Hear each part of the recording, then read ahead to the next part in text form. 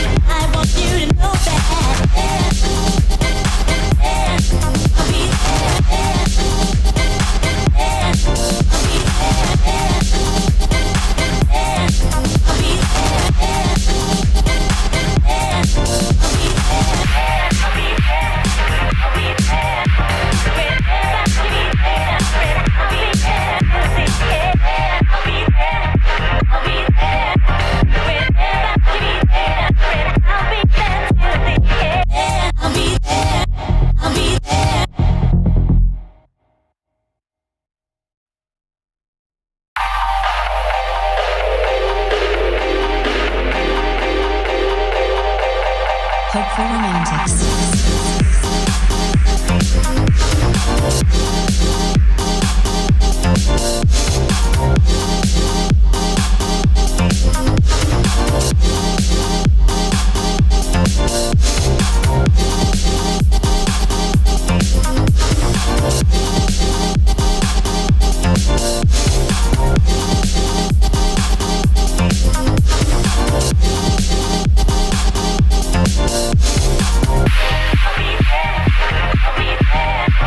Whenever you need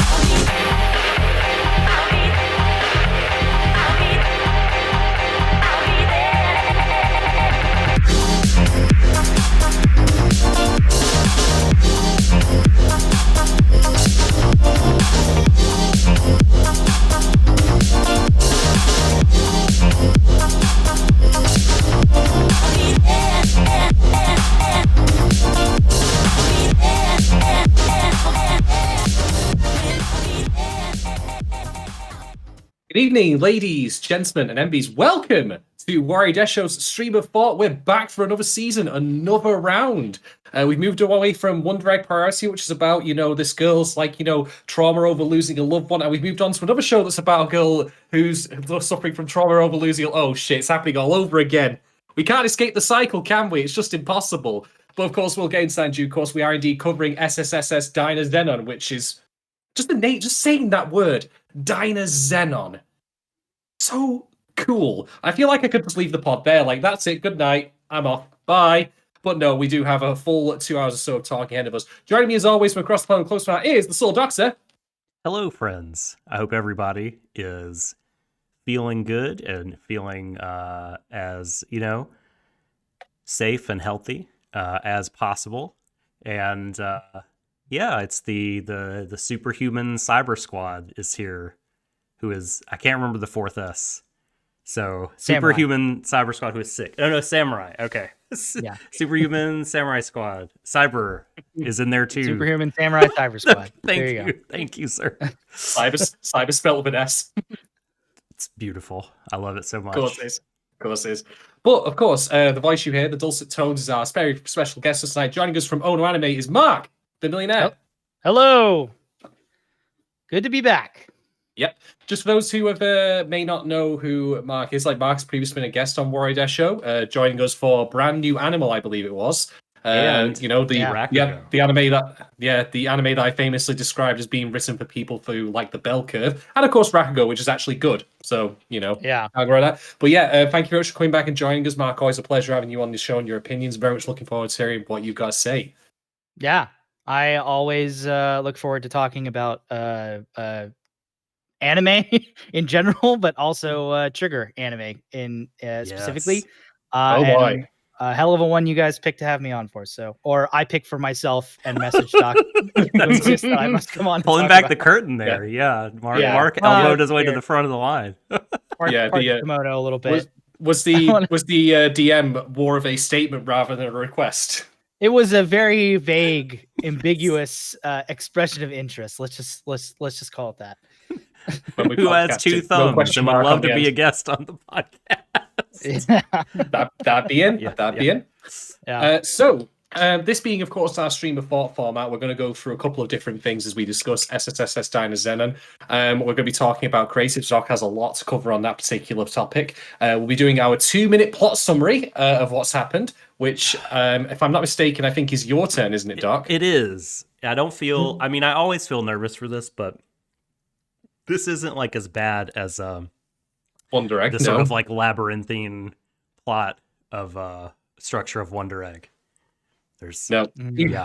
The giant robot punches things and it's great. There you go. That's your summary. That even take 5 seconds. All right, we've done it. Winning. Okay, skip that second. Yeah, excellent. Summary's done quick. It's your own speed run, your own personal best.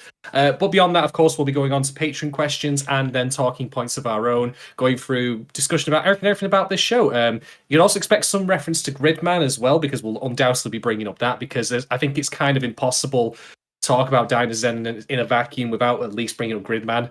I mean, the actual show has a Gridman universe on the front of it, which is, hopefully going to last longer than the Universal Dark universe. Everyone remember that? Well, it already has. It got a second installment. There's technically 3 things in this. Well, 4 if you count the Animator Expo short that they did. But yeah. There you go. Congratulations, Trigger. You've officially done better than Universal Pictures. I mean, admittedly, that's not difficult, but still, well done. So we're going through a lot of topics today. We'll go pretty much straight on, I think, then to creative, shall we, Doc?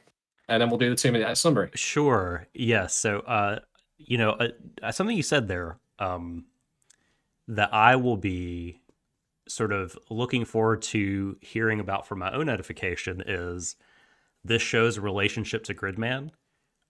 Because I haven't watched it in a minute. I didn't watch it as soon as it came out. I feel like it was maybe 2019 that I watched it, possibly 2020. It's been long enough that some of the details are starting to fade in my dad brain. So thinking about the connections and how they may or may not be significant is something I'm looking forward to to hearing about, honestly, because I don't have a ton to say about it, but I know we have like Gridman aficionado Marc here to help us in that area. By the way, if you haven't absolutely. seen, That is a very generous title, but I hopefully can bring something to it. if you Hey, all no- haven't no- seen Marc's crash course on Gridman video under the Oh No Anime channel, definitely give that a watch. Like if you haven't seen Gridman, and even if you have, just as a refresher, it's extremely informative, like very digestible and educational. Super great video. Like major thanks for putting that together. It's a really good piece of work, and we'll put it in the show notes. Exactly. Actually, before we do move on, Scraves, probably should actually say for those of us, or those of you at home who are joining us for the first time and may not have listened to Marc's guest appearance on Brand New Animal or Showa Rako Shinjo, Marc, would you be willing to tell the audience just a little bit about yourself, introduce your body of work, what you do, what you're into? The floor is yours, my friend. Go for it. Well, yeah, my name's Marc Schultz. I run a anime related, I guess you could probably say now, or anime centric, though not anime exclusive, multimedia thing that's mostly a YouTube channel called Oh No Anime. Yeah, I started it with my friend Patrick in 2015, I want to say, maybe 2015, 2016, somewhere around there. I have been doing it solo for the last couple of years, and yeah, I just I've done podcasts and YouTube videos, and I'm just kind of all over the place now, doing both a lot of things and what could very well be construed to people who only know me through my work as just about nothing right now, because the pandemic has been incredibly difficult to do stuff during. So, Yep. yeah. But yeah, I just, I run this Ono Anime thing, and that's most of my forward facing like anime related work. So youtube.com/Ono Anime is where you'll find pretty much everything that I have ever done.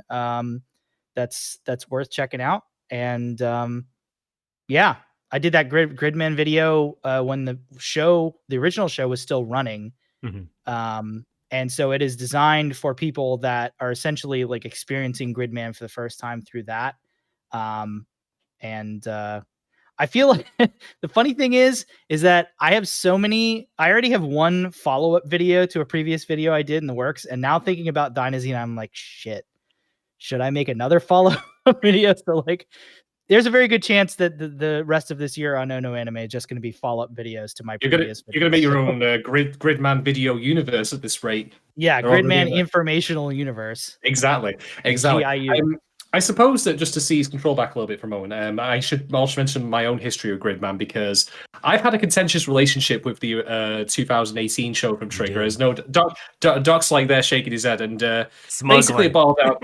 Yeah, you know, and I feel it's only fair to disclose how I felt at the time and how I feel about it now, which was I was watching and I thought, wow, they're really proud of their female characters, aren't they? Obnoxiously so, and that basically caused me to drop it because I just couldn't stand like that element of it. But I have to say, I kind of had a bit of a medical condition at the time, and the condition was known as having my head up my own arse. So I finally managed to remove my head from my arse and actually look back at the show properly and give it another chance. So I watched the remaining couple of episodes after where I quit, which is around episode 7, which actually turned out to be the worst time to quit, because that's when the show got, in my opinion, to the peak. Especially episode 9, the one around, I think it was Dreams, I believe it was, something like that. The one that was cut around all of the stoplights at railway tracks. That was a masterpiece of an episode, and overall, I actually ended up really liking Gridman in the end.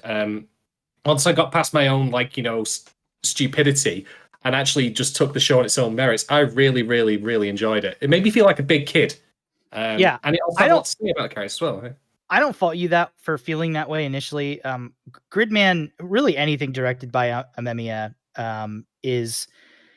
suffers and succeeds by its own extremely specific brand of like pseudo subtle horniness that I think in many ways drives at least drove Gridman, the 2018 show's popularity, especially on Twitter.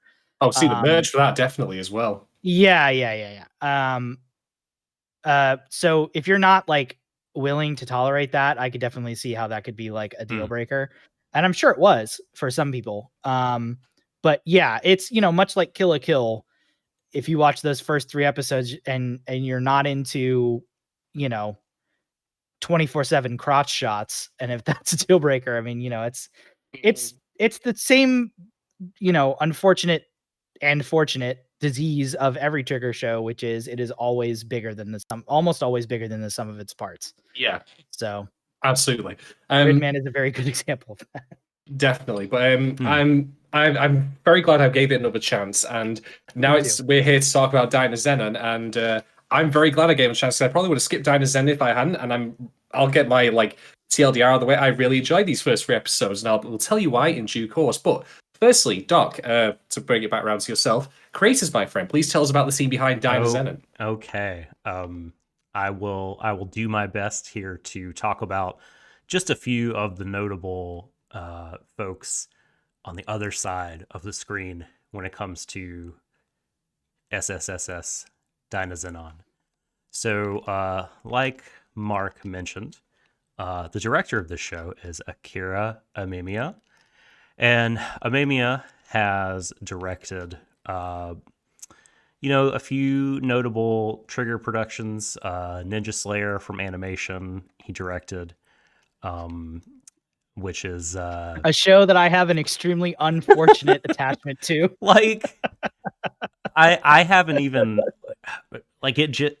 I have no relationship with it because the discourse around it was it's a god awful show. Nobody should have a relationship with it, but it is also maybe one of the funniest anime for meta reasons and for not that I've ever seen. But anyways, we don't need to make this a Ninja Slayer from Animation podcast. I mean, anyway. As someone who, right.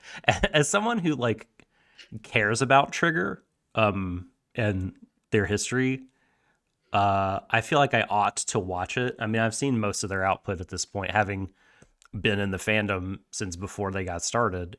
So I at some point I'll give it a go. Also, he directed Inferno Cop, which is it'd take way you more like beloved. a day. Okay. Is it a short? It's 5 to 10. Yeah, it's 5 to 10 minute episodes. There's 26 of them, but it's honestly worth watching for the ending themes alone because it has 26 different distinct ending music themes that are all like indie punk bands and metal bands from Japan that you would never hear in an anime otherwise. Wow. Melt Banana.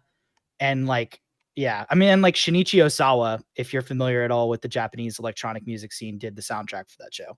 And that's so basically it's that thing that I've seen with Guilty Gear in the past where they use this thing of saying, it's nice that we got a free anime with this album. Basically, yeah. that ending themes album that they put out at the end of that show was absolutely fantastic. And I'll just say this about Inferno Cop as well. The only clip I've seen of it is, of course, the really infamous one, which I just feel like bringing up. And I think this is actually relevant to Dynazenon because it just sometimes Trigger really do nail that feeling of just big kid entertainment where it doesn't matter how old you are, you just feel that sense of pure joy. And of course, in Inferno Cop, there's the scene where he shoots the guy and he says, "I'm immune to bullets," and he goes, "So am I." It feels like a playground fight, not even a fight, but more child's play, when they're really young, just actually animated where no, I chase the rules, I'm immune to bullets, and then it just it's just so glorious. When we did our panel on Studio Trigger and its various works at different conventions around here, that was the clip that we always used for Inferno Cop. A wise move, my friend. A wise move. Extremely good. So Amemiya also wrote a bunch of Space Patrol Ludico, which is a show near and dear to my heart. Directed, of course, Gridman and Dynazenon, and there was some other. In Trigger's life before they became Trigger, but they still were sort of Trigger. He storyboarded and directed a little bit of Panty and Stocking with Garter Belt TV. So, and also Gurren Lagann Parallel Works. He's got his name's all over that one. So, if that's a thing, that was his directorial debut. Oh, that's cool. Okay. Yeah, that's the reason that both me and Patrick knew about him pre I think Ninja Slayer was his like trigger, other than Inferno Cop, obviously, which was Trigger's first anime. Mhm. Thinking of, but yeah, I remember Weird. when they announced Ninja Slayer and they put his name on there. We were like, oh yeah, the Gurren Lagann Parallel Works guy. So, and the rest is history. The rest is history. The scriptwriter up to this point, it's funny. So, Anime News Network doesn't have this person who is Keiichi Hasegawa listed as like series composition. That credit is not attached to his name with this, but all 4 of the scripts are. So I'm just gonna go with I think it's safe to assume that Hasegawa is the head writer for this and also writing all the scripts. Again, because he is another returning right from Gridman. Yes, it's pretty much everybody who could have returned from Gridman essentially did. Did they? So this is jumping order a little bit, but do you know? I didn't manage to look this up, but are they using the same 3D CG studio? Graphinica, yes. Okay. That is yeah, that's I believe that is a Subaraya get. I think that they're Cool. they used to be part of Gonzo and then they broke off and formed Graphinica, and now I believe that they do a lot of 3D CG for Subaraya. I think the 2 big things that Subaraya brings to the table with these co-productions are kaiju designs, yes, and 3D CGI, both of which are very good.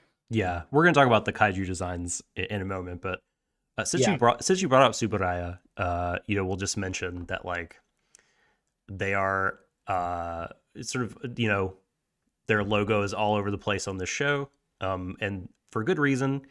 They are a very well-known and famous studio that does kaiju and tokusatsu, live action stuff mostly. Very famous for, I think famous for most people, definitely for me, for Ultraman. And because I believe the founder that's named after him, right? Subaraya, who worked on like the first 3 Godzilla films, I want to say Godzilla Raids Again, and then I think I want to say the third one is Godzilla versus Mothra. But yeah, sometime during that he started his own studio, and tragically he left us way too early. But Subaraya lives on and is still cranking out Ultraman to this very day. Very long running. They are.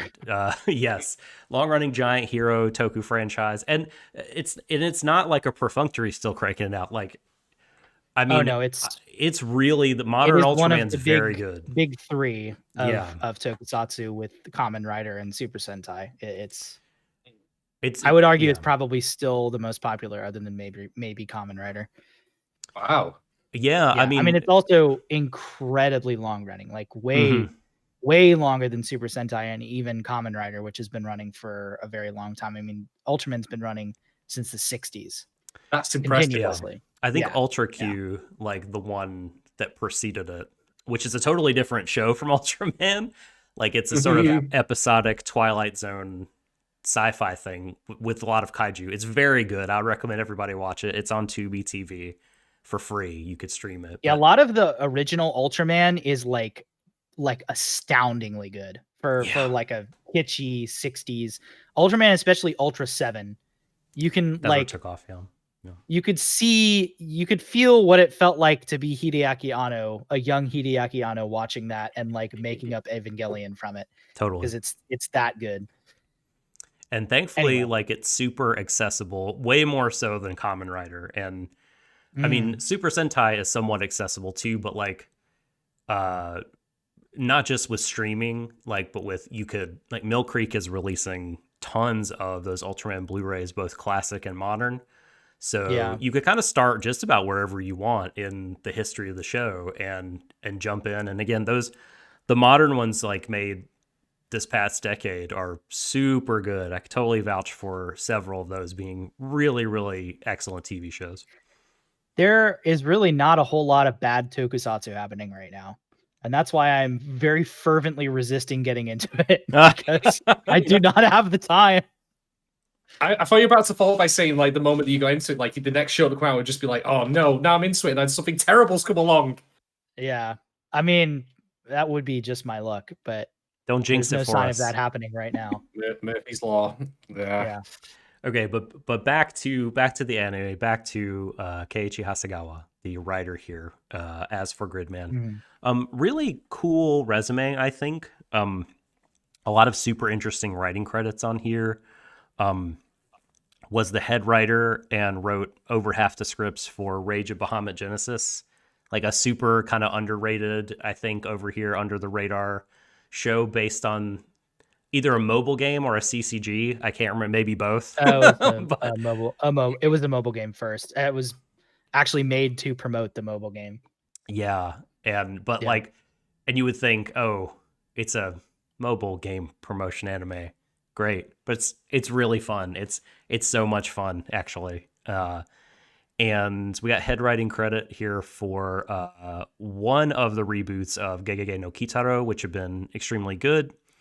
Not the recent one. No, the older one. The mid-aughts. But he did write a couple of the scripts for the newest one.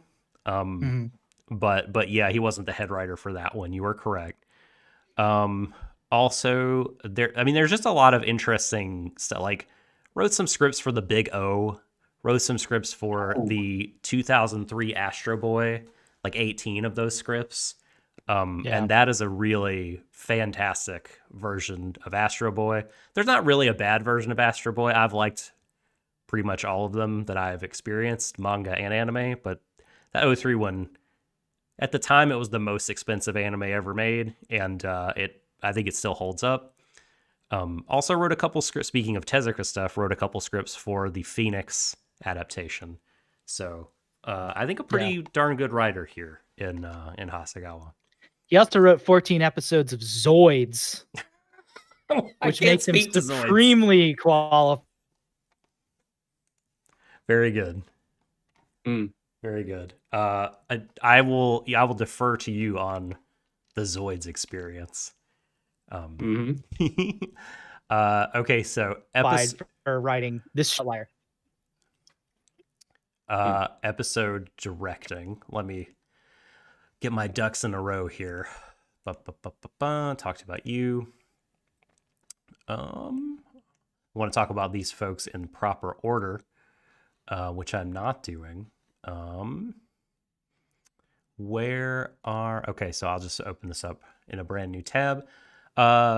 Episode directors now, really quickly here, because we don't have to spend a lot of time because their resumes aren't very big. But it looks like the episode directors for these first three, anyway, are folks that are like sort of in-house trigger people with not a whole ton of experience, but this is giving them a little bit more, padding out the resume, which is very good. Episode 1 director. Do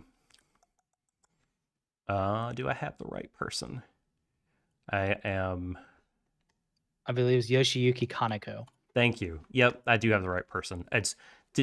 Two of the tabs I have say different things, which is confusing me. But yes, Yoshiyuki. You're good. And ANN doesn't list them in order either, which is especially fun. Very strange.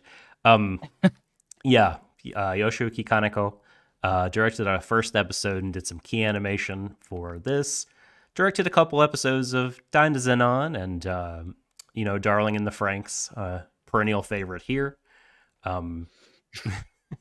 And also a Little Witch Academia episode, among other things. Episode 2, directed by... Oh, nope, that's the wrong person. It's Noboru Furukawa. And then they worked on Brand New Animal, directed a couple episodes of that, you may remember. Did some production advancement for a few episodes of Ruruko, and was involved with Premiere, as was the third episode director, I believe, if I can find them. It's Atsuichi Shimohira. No Premiere credit there. I was wrong about that. But they did direct episode 3 of Dynazenon.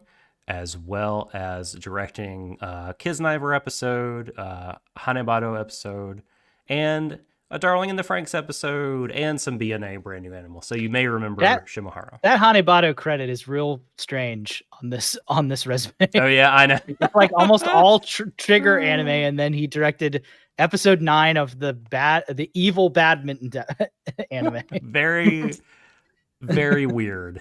He was just passing through the building, and they just said, "Hey, while you're here, do you want to help out?" And he was like, "Why not? Why not? I'll give it a go. Give me that job."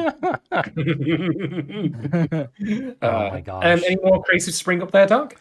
Yeah, a few. I want to just shout out the kaiju design people that we have listed so far, because, man, I love the kaiju in these. I love the fact that they're all mecha. That's interesting, and I love the fact that, like, you can kind of see some of their inspirations, but I don't really look at any of them and feel like, oh, this is just a mecha version of, Gigan, for instance, who I feel like there's a little bit of similarity in the second episode to the kaiju, but there's like a lot of differences also. It's not just like, oh, we've done a reskin of Gigan. But the person credited with, well, there's a few credits for kaiju design. Hideo Okamoto, Ichiro Itano is in here. Wow. Yeah, I was going to say, there's one huge name on this list. Freaking Ichiro Itano, director of like Megazone 23 and Gantz. But the reason he's on this is because he as Wikipedia so creatively says, belongs to Graphinica Incorporated. So he actually works. He's owned by Graphinica now. Wow. But yeah, it's the anime industry. Sure. Yeah, real famous for his work on Macross too. I mean, the guy is just, that's a name. That's a hell of a name. Pioneered everyone's favorite animation sort of flourish, the Itano Circus, where a bunch of missiles are fired and then they go in a million different directions, and you have. And we have already had one in episode. Yeah, we have. So the crisscrossing streams of smoke is just, I mean, what a fucking genius, man. Yeah, that dude rules. Yeah, he's the best. We've also got Kiyotaka Taguchi and Masayuki Goto, but then we've got I have here some folks directly credited with kaiju on a per episode basis. So I'm guessing like maybe the other people, either their episodes are still to come, or they kind of collaboratively assisted, or were giving supervisory stuff. It could be any number of different things. Crediting is always weird. So episode 1 with this kind of Gamera-esque, but also reminded me of Dynazenon, a famous Ultraman kaiju. Credit for that goes to Shinji Nishikawa, who has also done... Well, I mean, I don't see any other kaiju design credit. There's a lot of story and art credit in his CV. He is a designer on the majority of the Heisei and Millennium Godzilla films, starting with Godzilla versus Biollante in 1989. I knew if I searched these people outside of ANN, I'd come up with more credits, because I know a lot of they work on a lot of live action stuff. That was the thing with Gridman, is they got a lot of like old like Godzilla and like classic Ultraman and stuff like that people. So this is fantastic then. So I will rely on you then to do that for each name as we go, because I enjoy making our guests do labor for the pod. My pleasure. Are we gonna end up owning Marc like that guy got owned by the Marc belongs to Warui Deshou? Yes. Yeah, it's like so the Gigan-esque kaiju in episode 2, and then says the credit for that goes to Yasushi Torisawa.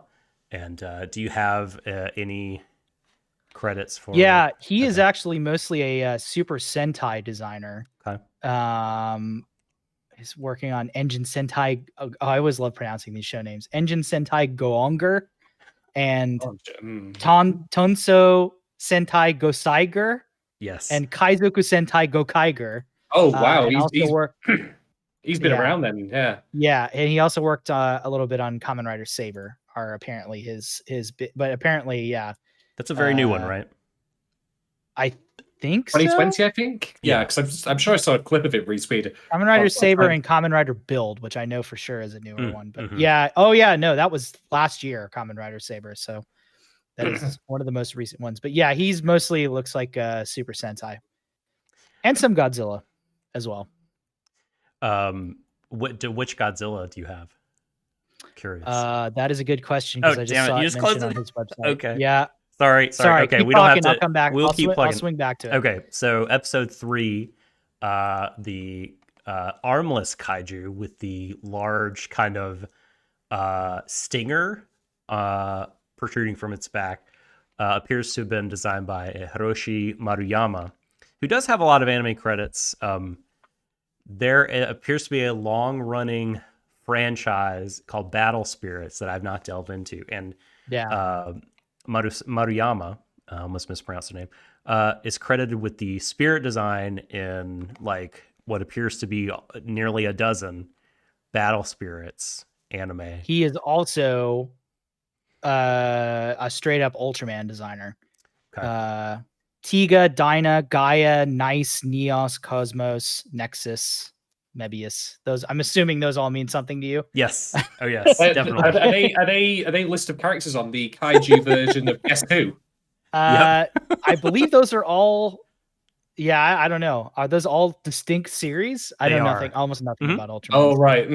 Yes, they all are different seasons of Ultraman, and I think most of those are, at least the ones I latched onto when you were reading, are in that weird in between space of they haven't been released on video yet. Like they're not the newest, they're not in the last decade, which Mill Creek has been working on, but they're also not like classic 60s, 70s, which they're also working back from. I think they're on Tiga now. Tiga might be just coming out because I know Leo came out, but then I think the next one might be Tiga. So we might be getting to a lot of those like 80s, 90s ones from Mill Creek soon. But yeah. Circling back to Torisawa real quick, it looks like he has actually done a bunch of poster art for Godzilla films. So that is apparently his. I don't know which ones because I'm looking at the cover of a art book of his with a bunch of posters in it, but it looks like some pretty. I mean, he's born in 1962, so I mean, extrapolate. Probably, I would guess later end of the Showa to Heisei to probably some Millennium films as well. So those posters, man, are just they're always cool. Good. God, they're always good. I love them so much. Here's a little known fact that your listeners might not know is Godzilla always good. Doesn't matter what it is. Even always good. Even the shitty ones. Here's the question I would say. If you're thinking of a bad Godzilla thing, is Godzilla in it? Then it's good. The only bad Godzilla thing is that terrible Gen Urobuchi 3D CGI anime. Monster Planet. Yeah. Monster Planet, the Netflix that shit sucks. Original. Even Godzilla couldn't save that thing. I mean, I kind of agree with you, but like 2 words just flashed into my head like a warning, like a sign of danger. And those words were Roland Emmerich. Although I suppose maybe you don't count that one though, do you? That's not Godzilla. No. That's not Godzilla. I remember actually that's a T-Rex. Yeah. Didn't they actually have a film of some sort that was like an anniversary film of Godzilla where that version shows up and immediately gets killed? Thrown into the end of the Millennium. I think it was the Millennium series ended in 2004. Godzilla Final Wars was like what the send off to the Showa period should have been. Like that movie I didn't like very much, but like Final Wars is amazing because these aliens. I've heard nothing. I have not seen Final Wars myself, but I've heard nothing but good things. It's directed by the guy that directed Versus. If you want to like know kind of the energy, so awesome. Like all the fucking villains are brought back, all the villainous monsters for Goji to fight, and one of the first ones is Godzilla 98, and he just gets like one hit killed, and the alien who brought them Like back you was would. like, I should have known, like, this useless motherfucker. Basically. Like, even the This was the bad day. Toho, expressing contempt for that just openly is great. Just love it. As they should. As they should. Absolutely. Oh, but that's what I got for creatives. I wanted to, do our usual, but also shout out the people that made the big monsters, because they are fantastic. Agreed. Indeed. And I should... Oh, sorry, go on, Mark. I was just going to add that the music is being done by Shiro Sagisu of Evangelion fame. Should not be overlooked, because that is perhaps one of the biggest names in any of this, in terms of anime clout. Super. And cool. also he also did the music for the first one, for Gridman. So, but I will be talking more about him later, because there was definitely at least one question I saw on the Discord for me regarding that. But I have opinions. But we'll get to that. Good. This is exactly the place where opinions should be put out into the world. So then, before we move on to Patreon questions, you have one more task to fulfill, Doc. I do. You have the 2-minute summary. Yes. Thing I loathe, but a thing we must do. Oh, come on. I did the 2-minute summary for a block of Wonder Egg episodes, and I came in under par for it as well. I know. You can do this, my friend. You got this. All right. I will give on. you your 2-minute... sorry. Oh. The app was being weird for me, so I'm just going to open it again really quickly here. Okay. It's up. All right. Cool. So. Right then. 5, 4, 3, 2, 1, go! Okay, so SSSS Dynazenon. First episode, our MC boy, Yonagi, is a typical teen, has work, has buds, but he gives food to this super weird guy that you see on the bottom left of your screen, who's perpetually tired, eats the food, and is like, I love you, so I'm going to look out for you. And like, he goes looking for the girl who stood up Yonagi, whose name is Minami, I believe, and brings them together, as well as this layabout, neat hikikomori type of shut-in dude, and his little cousin.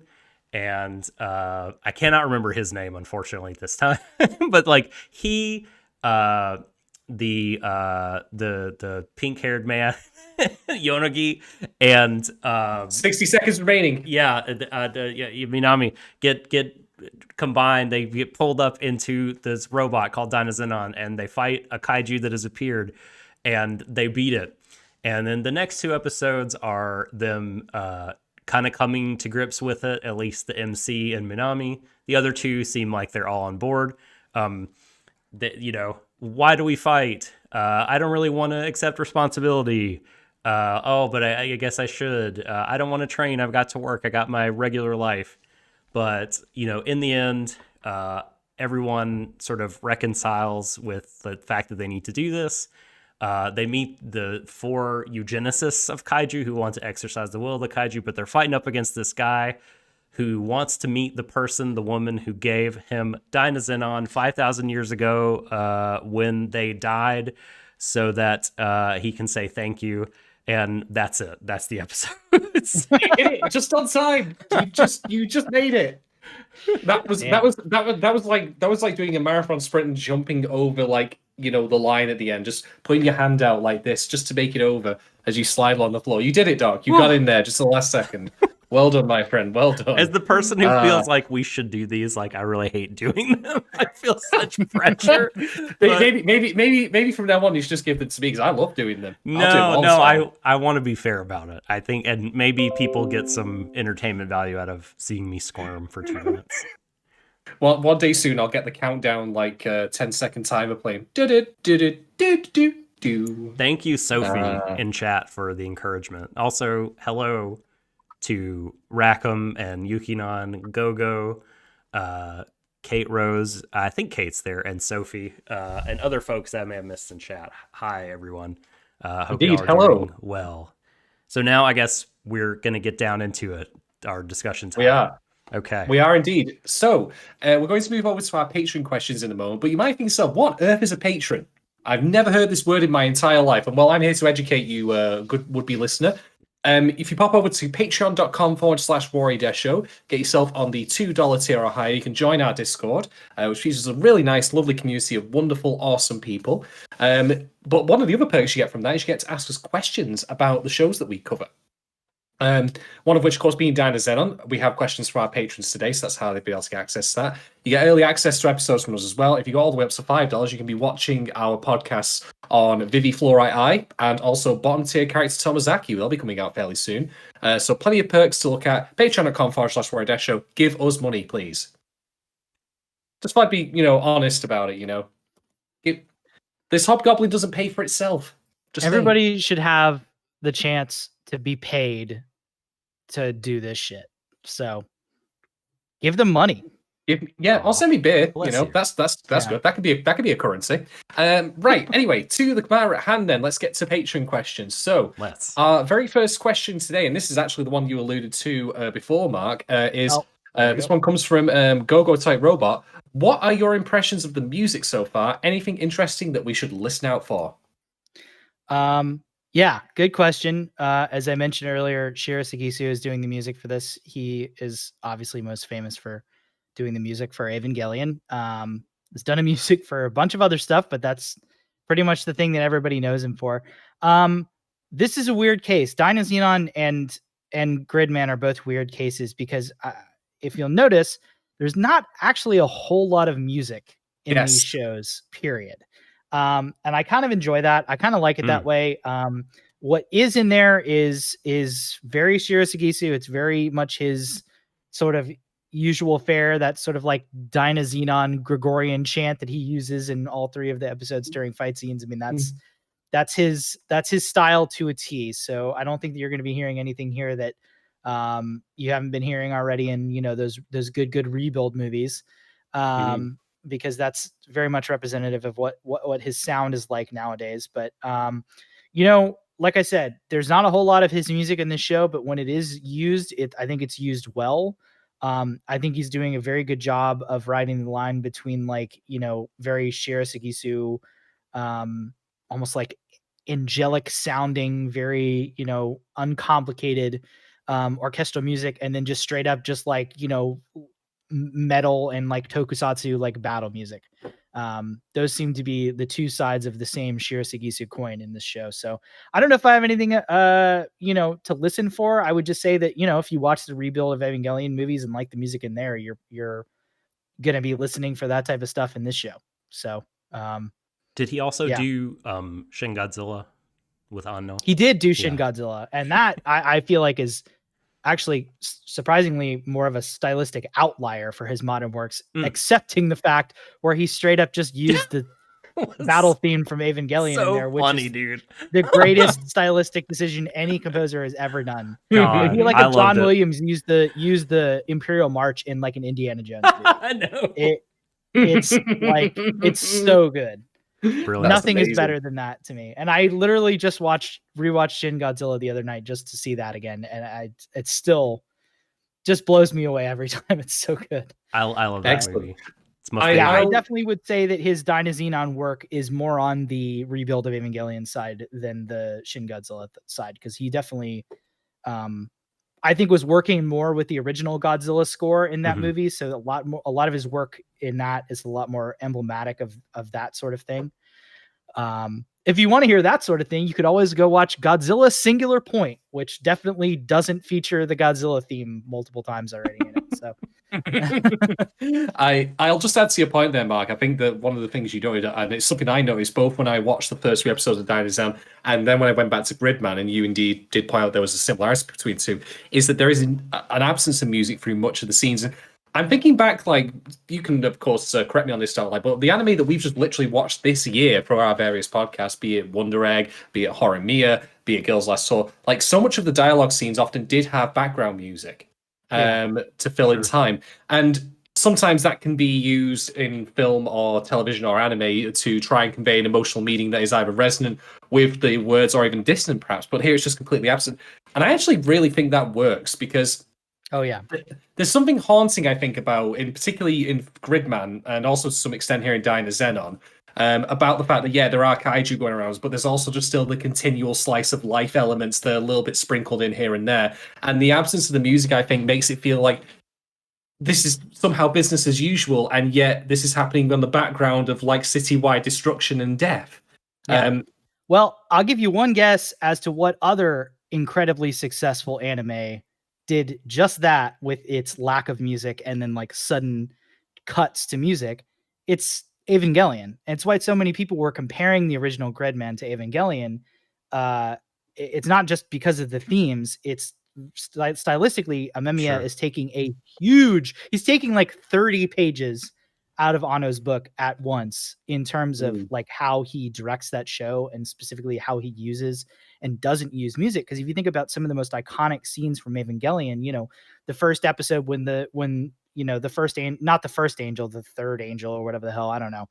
It's been too long since my Evangelion lore podcast. Yes. I have to brush up. But, you know, when that first angel shows up and it's like gliding across the landscape and all you hear is rumbling and that awful screaming that all the angels make for some reason, you know, there's no music in that scene either, but it's arguably more affecting than if there was music in there. And like, you know, the sounds of cicadas and, you know, it's all part of the same sort of stylistic handibook, which it adds more punch to action scenes when the music comes in really quickly.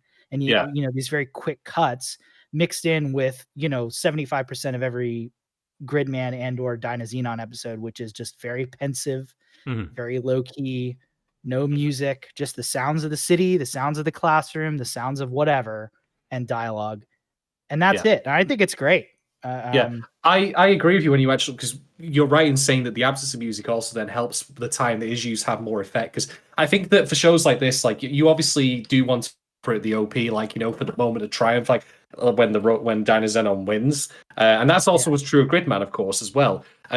But I think the absence of music makes that all the better. You spend it like currency, you spend it where you need it, basically. Speaking of which, the OP in this one is great as well, and it made, like when I was watching Gridman, same artist too. Yes, it works. It's perfect. So I'm really happy with it. The like, it's so funny that like that the comparison to Evangelion and Gridman, right? I mean, that it would strike anyone, I guess, as a surprise is interesting because like you go back far enough in the kind of well of inspiration for both of those, and you're gonna hit Ultraman. That is true. So, although I think that in this particular case, I think the surprise to some people was that, you know, whereas Evangelion pays homage to like a primarily like 1960s and 70s property, which does tend to have a lot of that sort of like downtrodden, pensive direction, especially in like Ultra 7 and stuff like that. You know, Tokusatsu is a very different beast in the 90s. It is, isn't it? And so, I personally was one of the people that was surprised by the direction that SSSS Gridman went in, because that original show was so that's a really good point.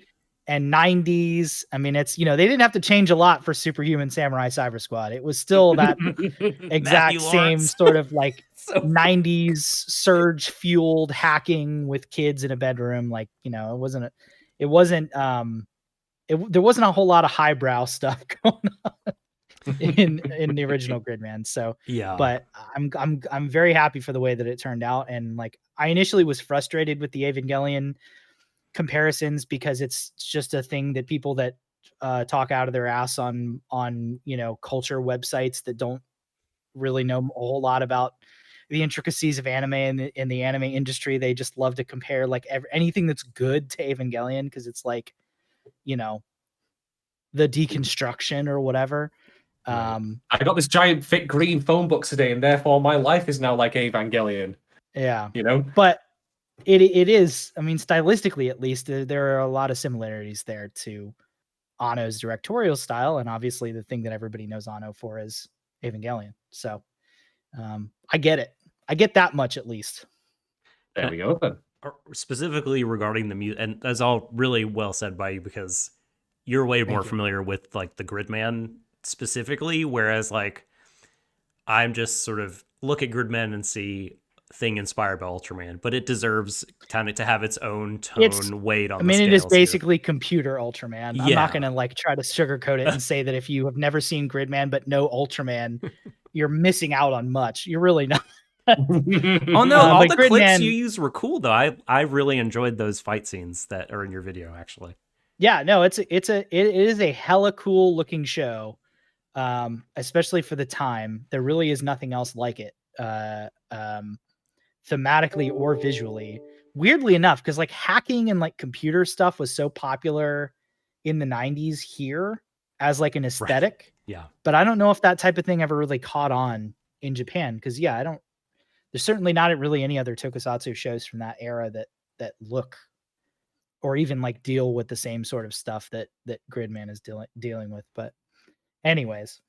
So I meant to like, so I try to make 2 points at once there as I usually do this. I was going to say, I led off with on the music specifically. And what I was going to say there is, really the true inspiration for this musical kind of the way they deploy music is actually motherfucking Dark Souls and Hidetaki Miyazaki and From Souls. But seriously, like that's what I thought of when I was watching, honestly, because that is a series that Bloodborne a little less so than this, but the Souls games have no music until you fight the boss. And then during the boss battle you get very kind of tense orchestral stuff, but then when you're just kind of traversing the level, you're free to stop and hear people moaning, footsteps of the undead, chains rattling, all that sort of spooky, creepy, atmospheric type stuff. Soak in the environment, Dark Souls. It's like going on a tourist trip. It's like a little photograph era there. It's great. But yeah, I just wanted to say motherfucking Dark Souls, basically. We can move on now. I mean, I'm going to have to start playing an air horn every time you say that, seriously. Anyway, thank you very much for your question there, Go Type Robot. The next question, we have two of them actually, comes from Rackham Extreme. Which main character or characters are you finding the most interesting so far, and why? Okay, I'll put this to the floor to my colleagues here, but feel free to take it away whenever you're ready. I don't want to spoil anything because this is going to factor in when we start talking about episode 3, but it's Gauma for reasons that I did not know until I read a very specific Twitter thread that I came through this past week, which blew my effing mind in a way that I have not had my mind blown in an anime in quite some time. So, God, are you gonna? When we get to it. I mean, are we gonna get to the point later on where you're gonna reveal that tweet thread to us? But you won't be able to drop your mic because it's attached to that little arm there. You may want to detach it ahead of time from the desk and throw it across the room. But it's not my mic to drop. It's. You've got to do it on behalf of the person. To be fair, somebody that knows a hell of a lot more, or at least remembers a hell of a lot more about Gridman than I do. But yeah, it's Gauma. There's a lot going on with him. Tell me the thread content. Like, can you TLDR the thread for us? I'm curious. TLDR, Gauma is actually a character that appeared in the original Gridman show. For all intents and purposes, it's not explicitly. I mean, it is explicitly confirmed. At the end of episode 3, we see that the thing that he's been carrying in that little pouch on the back of his Jade Dragon kind of thing, or whatever it was. Dragon. And in episode 18 of Gridman, the villain actually hacks he uses a kaiju to hack a Chinese mummy's brain. Gauma is that Chinese mummy. There are like specific references to him dying 5,000 years ago, him coming from a tribe of people that can control dragons. And specifically, that Jade Dragon statue is then transformed by the kids in Gridman into a like dragon mouth bazooka for Gridman to use at the end of the episode. Is this also why he looks like he has bandages around his chest, or is that just a completely incidental Oh my fucking God. That is not a completely incidental detail, my not man. Just police. Oh shit! He's the mummy. I wasn't. That rules. I mean, a I was completely like, throwaway villain that they have literally based like essentially an entire series on now. you know, And this you is, brought- by the way, this is not the first time that Trigger did this. When they did their original Gridman short for Animator Expo back in the day in like 2013, 2014, something like that.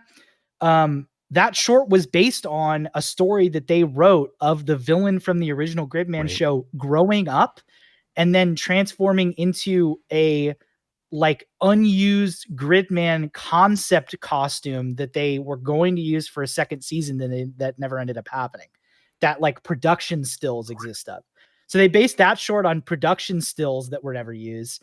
And then they based this series on a throwaway villain from like a mid-tier episode of the original show. that's incredible. So, yeah, and there's like a lot more that's could be possible that I could get into, but it's that's essentially the gist of it. That's why I'm like, holy shit, Galma is like, give me more of this lore. That's interesting. Can I just go on to a sideways point here? And I want to know something about Gridman and also by extension Dynazenon that I find really, really neat is that once I finally got around to rewatching Gridman, watching Gridman in full, and then what I've seen so far of Dynazenon, like it's incredibly reverential towards its source material and where it came from. I mean, if you need any evidence of that, just go watch the final episode of SSSS Gridman and tell me that that's not like a celebration of what Gridman is. Oh yeah, 100%. Yeah, 100%. The fact that it ends in a live action shot is pretty insane. It's crazy. Not a thing I've really. I mean, it certainly is a thing that I've seen these specific group of creators do because they did it in Panty and Stocking, where every time a villain was defeated, they blew up a real life like paper mache doll of it, like in a studio, and filmed it, and then just put that in the anime. Oh man, that ending shot, by the way, of live action was also the first time I think I ever saw a Promare post before I even know what it was. It was in the top left corner of the room. And also, of course, the fact that Gridman becomes the most powerful when all the pretense is shed and he goes back to his original form. Like, amazing. That's another amendment thing. Yeah. Because that also happens in Ninja Slayer. You'll be happy to know. The thing about I was going to also agree with you and say Galma, and my reasoning was this, right? Now, I admittedly probably shouldn't be making this comparison because it's not Super Sentai, nor is it strictly speaking Tokusatsu as like people often think of it. Like this is Ultraman specific, but I tend to find from what Super Sentai, or even like when I've watched a little bit of Kamen Rider here and there, that a lot of the villains tend to be very exaggerated a lot of the times. Like they tend to be very extroverted. And I like how Galma like is revealed to have come from that group of villains, but now is an ally, and yet that personality element still carries over to his interactions with the rest of the crew, where he is completely in your face all the time. He doesn't care for decorum. He doesn't care for that. Like he will get up in Minami's face, but like it's really neat to see that kind of personality trait that you would see in those villains, where they're just a little bit out there. Like he's just nope. I'm going to bring it over. Like it translates from that context to this one. I think that's really neat. I like that a lot. Yeah. There's a lot of extremely honestly, I was going into this with like not a whole lot to say about the show other than I'm very excited to see where it goes. But then I read that thread and everything was shifted for me. I was like, holy shit. Well, there is a lot more going on here that I gave them credit for, and I should have. Just to bring this back to something I said before, that also means now technically that this the Gridman universe got a Mummy episode or film out before the actual Dark Universe Mummy. So my joke turned out to be right on more than one level. It did. I should also point out, Yukinon in the chat actually reminded me of something. Another really good connection is that in that episode, the whole impetus, once the zombie is like brought back to life, the whole impetus is that he's looking for his lost princess. And of course, Galma at the end of episode 3 says that his like major motivation for doing all this is to find a woman who he knew long ago and is no longer around, blah, blah, blah, blah, blah. I mean, it's just yet more illusion that Galma is this mummy character from this one episode of Gridman. Yeah. So many years ago. Man. But it really just shows you how, massive of a fan of Gridman that Amemiya is, that he has been able to like reach this far back and sustain And, two different shows off of this stuff. And I think as well, what's worth noting is that, speaking from my perspective as someone who knows next to nothing about the original, like, Tokusatsu, sorry, from the original Gridman series, this came from even not much about Ultraman. Like, that's a nice detail if you know it, and that's, as you say, quite mind-blowing, but it's not contingent on you understanding the story. Absolutely which not. I think is really neat. Like, 'cause I think sometimes, like, the problem you run into with shows like, or can run into shows like Gridman and Dynazenon when they are based on revered or, like, at least well-regarded material with a history behind it, is that they become too involved in that material at the expense of bringing something new to the table, which was definitely not the case with Gridman in the end. Like, Gridman, like, did a lot of its own unique things, and so. Well, and it's funny that you should say that too, because Gridman, I would say, is neither revered nor well regarded. The original Gridman, it's mostly forgotten until Trigger, just by these guys. Essentially, Trigger, you're exactly, right. And it was almost completely forgotten until Trigger essentially single-handedly revived it with the help of Subaraya. And I'm sure Subaraya were thrilled because they were like, yes, we are never going to make money off of this again. But now they are. Maybe that's why they let the IP out in the wild in the first place, I suppose. But no, you're right. You're absolutely right. Yeah. So, what about your character, Doc? Who's your fave? So, well, I want to respond to what you guys have been saying, and then I'll throw out my favorite character. But so on the point that you, I guess, don't need to know all these kind of background sort of lore and details to understand the story. Like, I think that that's sort of technically true on its face, but I also think that, like, I could see people saying that to have more than the very base understanding, but to really kind of get something out of the story in a real tangible way, you need to be familiar with these properties. Like, I could see that take, and I actually don't think that there's I don't see a lot that is, like, wrong with that take, but I also don't see a lot wrong with that sort of as a philosophy for making this show. I mean, if this never struck me as something for general audiences. I mean, it's Dynazenon SSSS, which is, like, you know, if you're kind of in the anime ecosphere, you know, it's like an offshoot of this other show, which is based on an old Toku show, and it's by Studio Trigger, like, which is, like, the king of self-referential and just anime referential shit. So it is very much an otaku property in that way, but, like, I think that that's okay. Like, not everything has to be, like, appealing to the widest possible audience. Sorry, Mark, what were you gonna say? No, I was just gonna say I think you're right in the sense that I do think that you probably should watch SSSS Gridman before you watch Dynazenon to get a sense for, like, what is going on. Like, the fact that, you know, this exists inside of the world of a computer, and, like, just the very basic tenets of, like, the world. But I do not think that you need to have seen any of the original Gridman to really get a majority of what you're getting out of this, because, you know, up until now, Galma is the exception to the rule, because up until now, other than Gridman himself, not a single original character from original Gridman has shown up in this thing, and really nothing that happened in the original series had any bearing on what happened in SSSS Gridman. I mean, it was sort of a soft sequel, more of like a reboot. Even though obviously there were references to, like, you know, there's obviously references, sure, but even though it is a direct sequel, it's more an indirect sequel than anything else, because, like I said, there's no character continuity other than Gridman, who is just, you know, might as well just be a suit that they put on.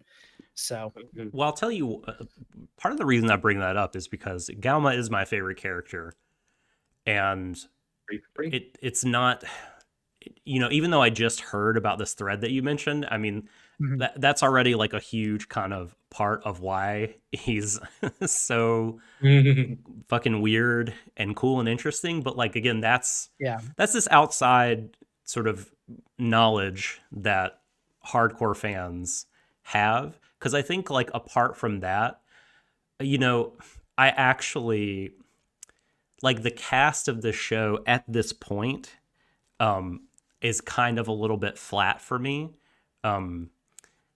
You know, all very still kind of playing to type.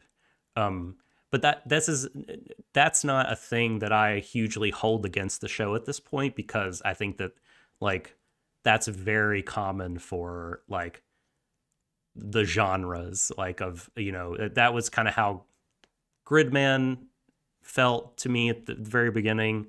It's how a lot of Toku can feel to me. There are a few exceptions, but it can take me more than a few episodes to kind of warm up to the cast and like what's happening.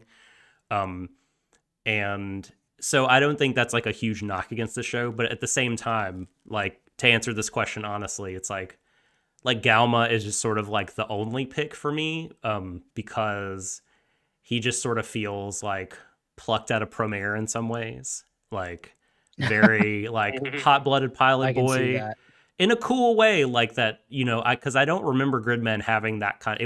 It had the cast of misanthropic teens that this one has, but you know, adding Galma to the mix I think is cool and fun.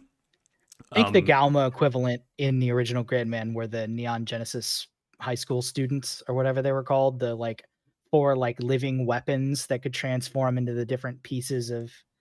I think they definitely serve a very similar like sort of outsider role. I don't remember. It's been too long. You don't remember? They're like they're the dude with the sword and they're all wearing suits, and they all just were essentially there. Oh, personified versions of the different abilities that Gridman had, and like the different shit, basically like the different robot stuff that he could strap on himself and become a Megazord or whatever. Yeah, they're living embodiments of different stuff, again, from like different versions of weapons from the original show. Okay, not identical ones, but yeah. Okay. I think they served a similar singular purpose. But yeah, I definitely, like, I get you. The only other character I could in good conscience pick right now in terms of like an interesting character is Yume, because she has all of that stuff going on with her sister. Okay. And I was gonna say this to you, that I wonder about in chat as well. Like, I want to like Minami so bad, but like, so and this could be very intentional in terms of the way she's written, but she just comes across as so kind of sedate and staid that it's been really hard for me to like form attachment to her. Like I found it really interesting that only now in like episode 3 or whatever is she beginning an investigation into like who her sister was and the events surrounding her death. Like the fact that she hasn't done that until now is wild. But like she just is keeping everything so close to her chest, I guess, and not talking too much, not emoting. There's not like a lot of emotional content from her outwardly. So like, yeah, like you read it on the page, right? Like what she's doing and everything. It's like, it sounds compelling, but like I'm having real trouble attaching to her. I think we need a bit more time, but like my perspective on her is that I think that there's moments when she does break free, being say like when there's something. There's one point like she like in the fights is like we could do this, like, you know, and that's gonna actually tie into a talking point I'll have a little bit later, which I actually think will be in response to a question we'll have. Okay. But I otherwise do broadly agree with you that like currently she is I wouldn't call her cold, but I feel cool towards her, if that makes any sense. But again, that could very well be that way toward you and everyone. Well, you know. But I think that given time, like that could very well be part of the intent. So I'm willing to withhold judgment on her for the time being. But I think that there's certainly like her character and what's happening to her ties into everything else like that's going on with the characters and what the overall theme of the show is, which I'll get into fairly soon. I mean, at the very least, she hasn't been wandering around with an egg in her hand, like, you know, wasting it for Satch, so that's good. It took you a moment there, didn't it? Silliness. It really took you a moment. Honestly, if it turns out that like Dynazenon fights a giant Akka, I'd be okay with that. Oh, fuck the Akkas. Next question. Yeah, next question. Very well. Also from Bracken, do you believe Chisei or Cheese? Yeah, I'm just saying Chisei. I can't pronounce this properly. You Mr. know I Cheese. can. Yes. Cheese No. face from Guild Wars. That's right. That's right. Do you believe the tiny redheaded girl with the inappropriate clothing? Yeah, because I've got a comment on that, by the way. Will spend the entire series on the sidelines, not fighting, or do you see her eventually ending up fighting either as either part of Dynazenon or even on the side of the kaiju eugenicists? She's the true villain.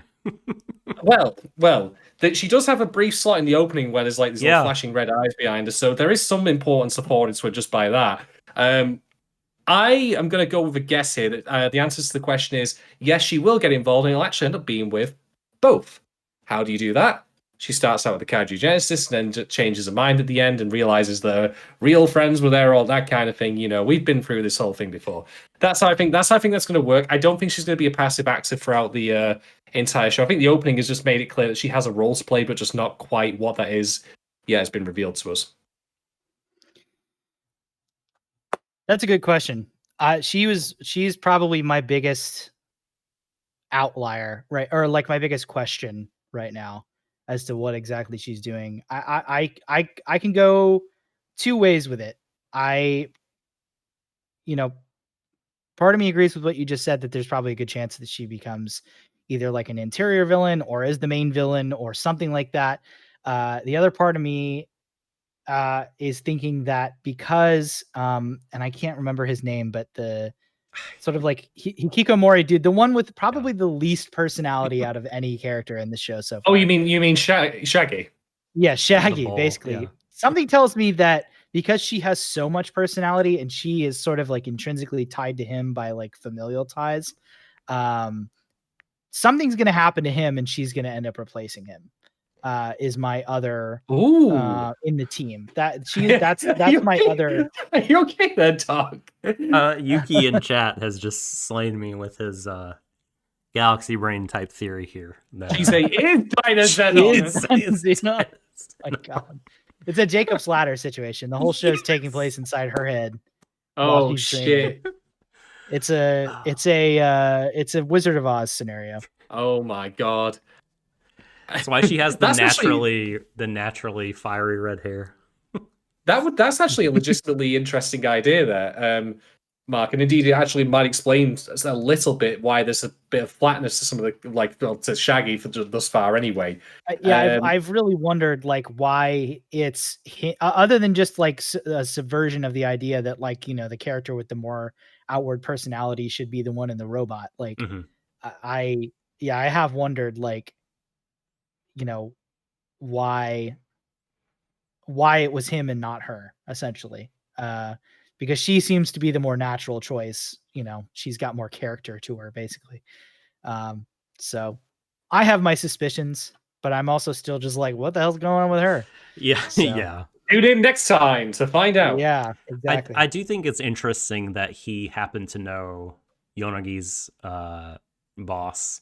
Like, I'm wondering what the significance of that connection is, and if the boss is in turn connected to Minami's older sister, and there's some kind of like connection among all the characters that they are not aware of. There seems to be something going on there. You're right. Mm-hmm. Again, you know, Chekhov's gun. You don't introduce a gun without making them use it eventually. So at least I hope. But these people have already demonstrated themselves to be skilled screenwriters. So I'm hoping. Yes. I'm hoping this is all pointing to something that we're just not seeing yet. Absolutely. Right then, do you have anything else to answer that question, or should we move on? Just that Yukinon is saying that she's got the same color scheme as Dynazenon, so there's more evidence for you.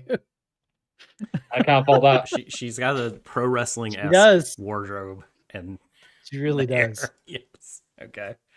Fair enough then. Right then. Next question is funny enough from Yukinon, and it's the Whopper question that I think we're all ready to talk about. Is Dynazenon at its core a story about broken / disjointed bonds between people? That is, yes. And boy, oh boy, do I have a lot to say about this. Okay, where do I begin? Because I think this applies to most of the characters in one form or another. But the thing I want to point out here is, firstly, how the show works in terms of like why Dynazenon the robot? Why Dynazenon as opposed to some sort of Gridman sequel where we get Gridman back and all that, and it's something different? Why this specific robot? And there's a scene in this that I think exemplifies what's going on here really, really well, which is in episode 2, where Yomogi and Minami are traveling to some place, and they decide to actually utilize the robots that they've got because they've been training in them. Minami, of course, having the wing element, and Yomogi having the T-Rex. And what's really interesting about this is when they are, of course, like joined together because the wings join on the back of the robot, because why wouldn't it? This is a giant robot show. You've got to have your cool giant robot shit. But beyond that, it goes to show like that. I think that's the first time they ever have like an emotionally like, you know, open conversation with each other, because she of course did ditch him on the bridge in the previous episode, and you know there's a bit like she says I'm sorry, and he's like, no, it's cool. Like, it's short, it's brief, but it's the only time up at that point that I can recall where they've really opened up to each other a little bit. You know, they have like an honest to God like connection over it, but they're doing so in the context of a giant robot that they have, like a Gestalt giant robot that they've joined up. Like, that's the context in which they feel comfortable talking about this. And then that leads into episode 3, where they're actually talking about it more openly with going to the music room with what happened with her sister, and of course what happens later in that episode.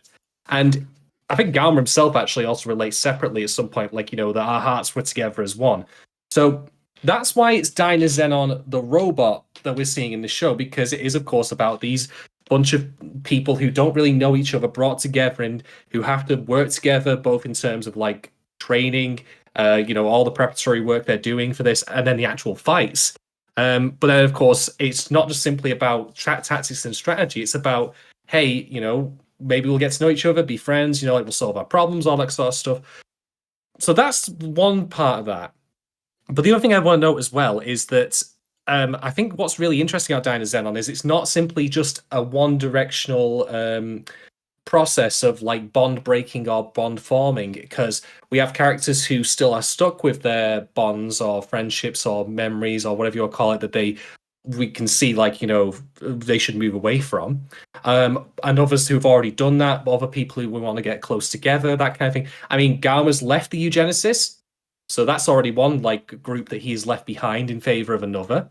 So there's that. We of course have Minami's you know, relationship with her sister, which is complicated because they weren't actively antagonistic towards each other or hostile, but they just weren't close. And then the one time, you know, like that she gets invited to go see her do something like a recital is the day that she died. And that's also then represented, of course, by the Ankhs that she carries, the symbols of life, which are from her sister, 2 of them tied together. I'm going to wager, I don't know like how they'll do this. I hope they don't do it too ham-handedly, that those Ankhs are going to break at some point.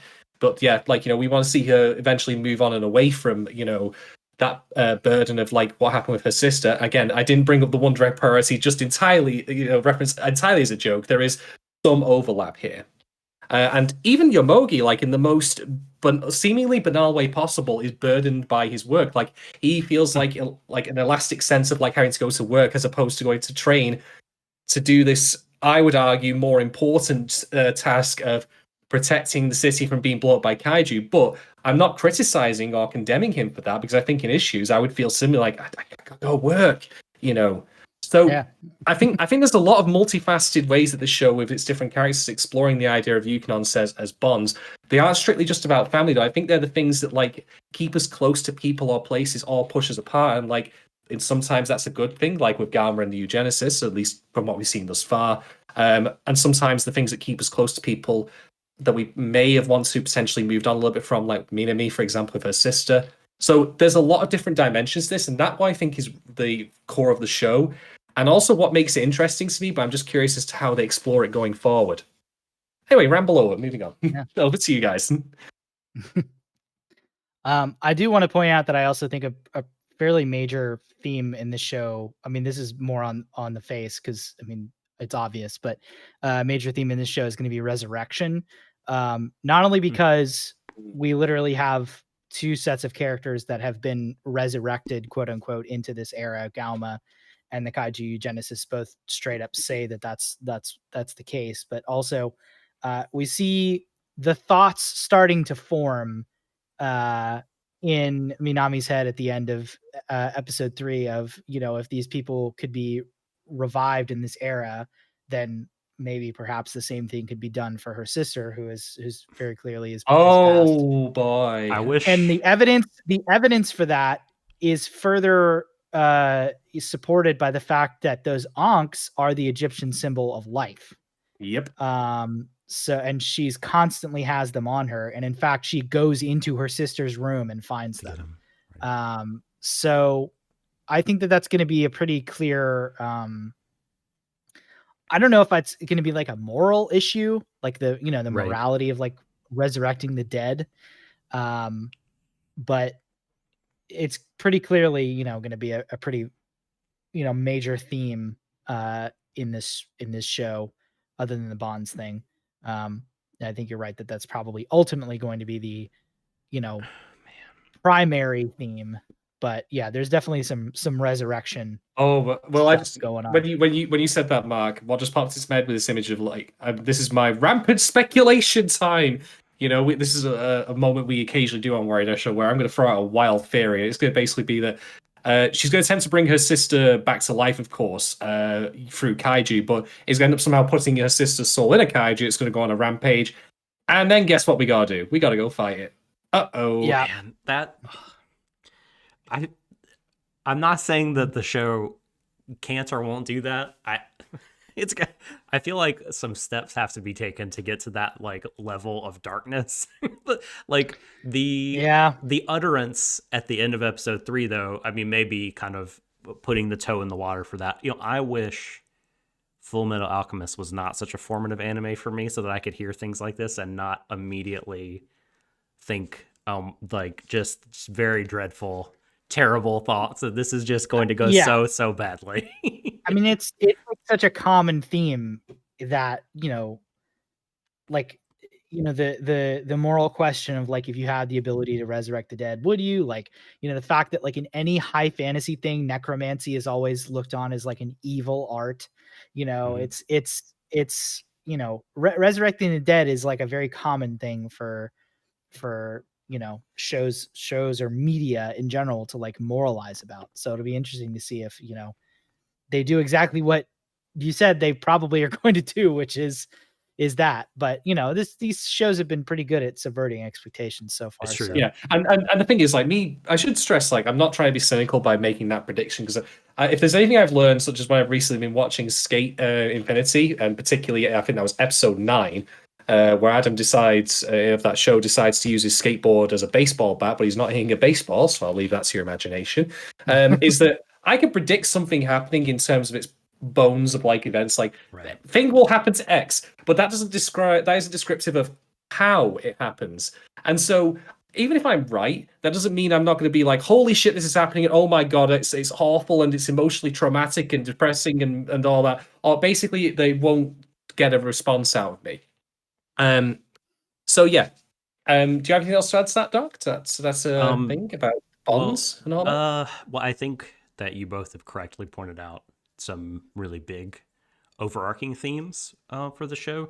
One thing I was curious about, how they might flesh out was, so there's a scene in episode 2 in which Yomogi, and Minami are on a subway car, and Yomogi clearly wants to give up his role in all of this. He wants to shirk his responsibility because it seems too huge, and he's not cut out for this. Why don't we just let the government take care of it or whatever? And interestingly, Minami is not like, we can't tell the government about this because of these reasons, or we're the only people that can see them. I mean, clearly the show demonstrates that's not the case, right?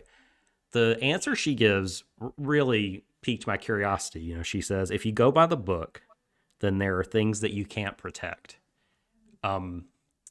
That I found very fascinating, and kind of relates to what you were talking about, I think, Shadon, in which Yomogi seems very kind of tied to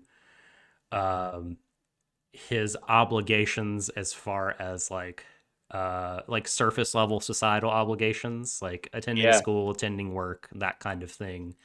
And like at one point he doesn't want to go fight a kaiju because they're in the middle of school, right?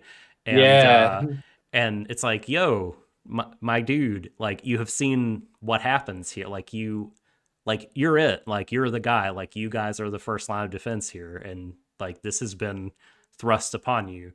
But you know, I mean, robot shows have a long history of like reluctant characters, so like I think reasonably he's like, I don't know, maybe there's this other things we could do. And so you know, I'm wondering if that line, you know, if you go by the book, there are things you can't protect, is referring to that sort of thing and only that, or there's kind of wider implications for it that like, you know, maybe the people that wrote the book are the bad ones. I don't know. There's a lot of different places you could go. I'm curious what you guys thought about that line, if it hit you at all as significant. Well, I agree with you. And I think there's two things I'll say to that. The first of which is my jokey response of, no, I'm not like a small government kind of guy, you know, like I'm not one of those people. But I will say this. If you did give Dynazenon or a giant robot over to a government, the amount of form filling in and necessary authorization you'd have to go through just to launch the damn thing, I'll say it'd be level by the time you get round to it. All right, we're good to go. And Manchester's just a crater. Never mind. But the other response we'll get to is that this is why I think that even though that is principally also a scene really about Minami, it's also about Yomogi as well, is that it's actually more low-key interesting to me because the stuff that's happening with Minami is centered specifically around a person that we don't know much about right now. But again, this is 3 episodes. Let's not jump the gun on this. We'll give it some time. But for me, what's fascinating is that what Yomogi's like, again, his almost elastic response to like, you know, work and school, that is more low-key fascinating to me than something specifically centered around a specific that person, Minami's sister. It, again, however, just depends if they do anything with it or not. Because I think there's interesting lines of inquiry and you know, dramatic potential there, or even just incisive criticism of society in of itself, like, you know, that in, you know, what he's ultimately doing with Dynazenon is to the benefit of the city because, well, to put it bluntly, if he doesn't help them, his work does get leveled and he can't go to it. It's kind of a catch-22, you know, it's kind of a catch-22 for that sort of thing. I'd be curious, though, if they do anything with it. I wouldn't mind if they didn't, to be fair, because I think in line with Gridman, it's more focused around, you know, like a specific. I mean, obviously, people have probably thought to themselves, Minami is the Akane of this world. I don't agree with that, but I think that there is some comparison to be made in terms of this person will be the primary, like, emotional and dramatic focus of the show. I can see that. There is actually a scene in the second episode that I was going to talk about where they do a thing in Dynazenon, which I don't think did in Gridman, where they actually show like the aftermath. Love this scene of a battle. Yeah. And that was one of the things I think that made Gridman so unsettling, was that, you know, the city essentially resets. Yeah. After every battle, which leads me to believe that this is taking place not in the same world that Akane from the first, like, it's so universe setup. Gridman sets up this like dual dimension type system where there's our world and then there's an alternate dimension called computer world where all the Gridman battle takes place. And the world that Akane created in the first Gridman, in SSSS Gridman, is inside of computer world, which is why at the end we see her waking up in like the real world, you know, which is live action, like the Gridman TV show. So clearly this is taking place somewhere in computer world, but I doubt that it's the same world that Akane created. Yeah. I'm gonna sense our craft work up to now. You're seeing consequences of these battles, like actual damage, and the fact that at school the next day the teacher literally says to them, there's transportation problems because of the kaiju thing yesterday, which is not a thing that would have happened in SSSS. I Gridman. love how the teacher says that though. Yeah. Like it's delivered with the same like tone and delivery as if they were saying that there's just been a bad weather pattern. Oh, there's been a kaiju incident. Yeah. And it's so very matter of fact, and it's actually kind of hilarious to me. I'm going to come back to that stuff you were saying though about the relevance to the original setting of Gridman, and if there is anything to be borne out from like speculating about this here, because I want to talk about like how this will be later, of course, about how you can't really consider Dynazenon in a vacuum because it inevitably follows Gridman, and Gridman itself was something that just kind of came out of nowhere, but that will come later, of course. Right. Next question. This one comes from Kate Rose. Can you talk about some of the appeal of this show for people who normally don't care for mech shows? Right. Sales pitch time. Elevator pitch. Gotta do the elevator pitch. It's about the people. Yes. Thank What? you. The A robot. mecha show being about the characters? My Yes. God. Listen, I know it's a long shot, all right, but this one is about the people. That'll do. Only 90s gamers will get this. I'm a 90s gamer and I don't get it, Emily, so maybe I'm not as 90s as I thought I was. Refresh my memory, Mark. Please explain the reference for my dried up lizard brain. I just it's another one of those things that people say that's just lost all meaning. Oh, It's a it's a deconstruction. It's about the people. It's a magical it's a magical girl show, but dark. oh, There's gee. blood. Strong That- female that- characters. Having watched a substantial chunk of Sailor Moon, you having said that about magical girls was like people actually say that. God, 100%. they need shaking by the shoulders. It's people that are young that their only magical girls show that they've ever actually watched is Madoka, and they think that that's like what magical girls shows should be. I mean, it really is actually quite telling when you put it like that. And just to talk briefly about Madoka, where they like Madoka so much they never source out any other magical girls material ever. Whoops. Yeah. Anyway, right. A very important question in the chat. Is it gay? It No. being Dynazenon. Well, kind of. Yeah. Dynazenon is definitely more gay than listen. Gridman. Gauma had a censorship tap, so the answer to that question is therefore yes. I would say Look. kind of yes. I would say that still Gridman is definitely framed, or Gridman and through extension Dynazenon is framed through a pretty hetero Yes. lens That is fair. in that boy, there's a oh lot boy. of ladies with thick thighs all Yeah. over the place. But if you're a woman that likes ladies with thick thighs, then it's as gay as you want it to be, baby.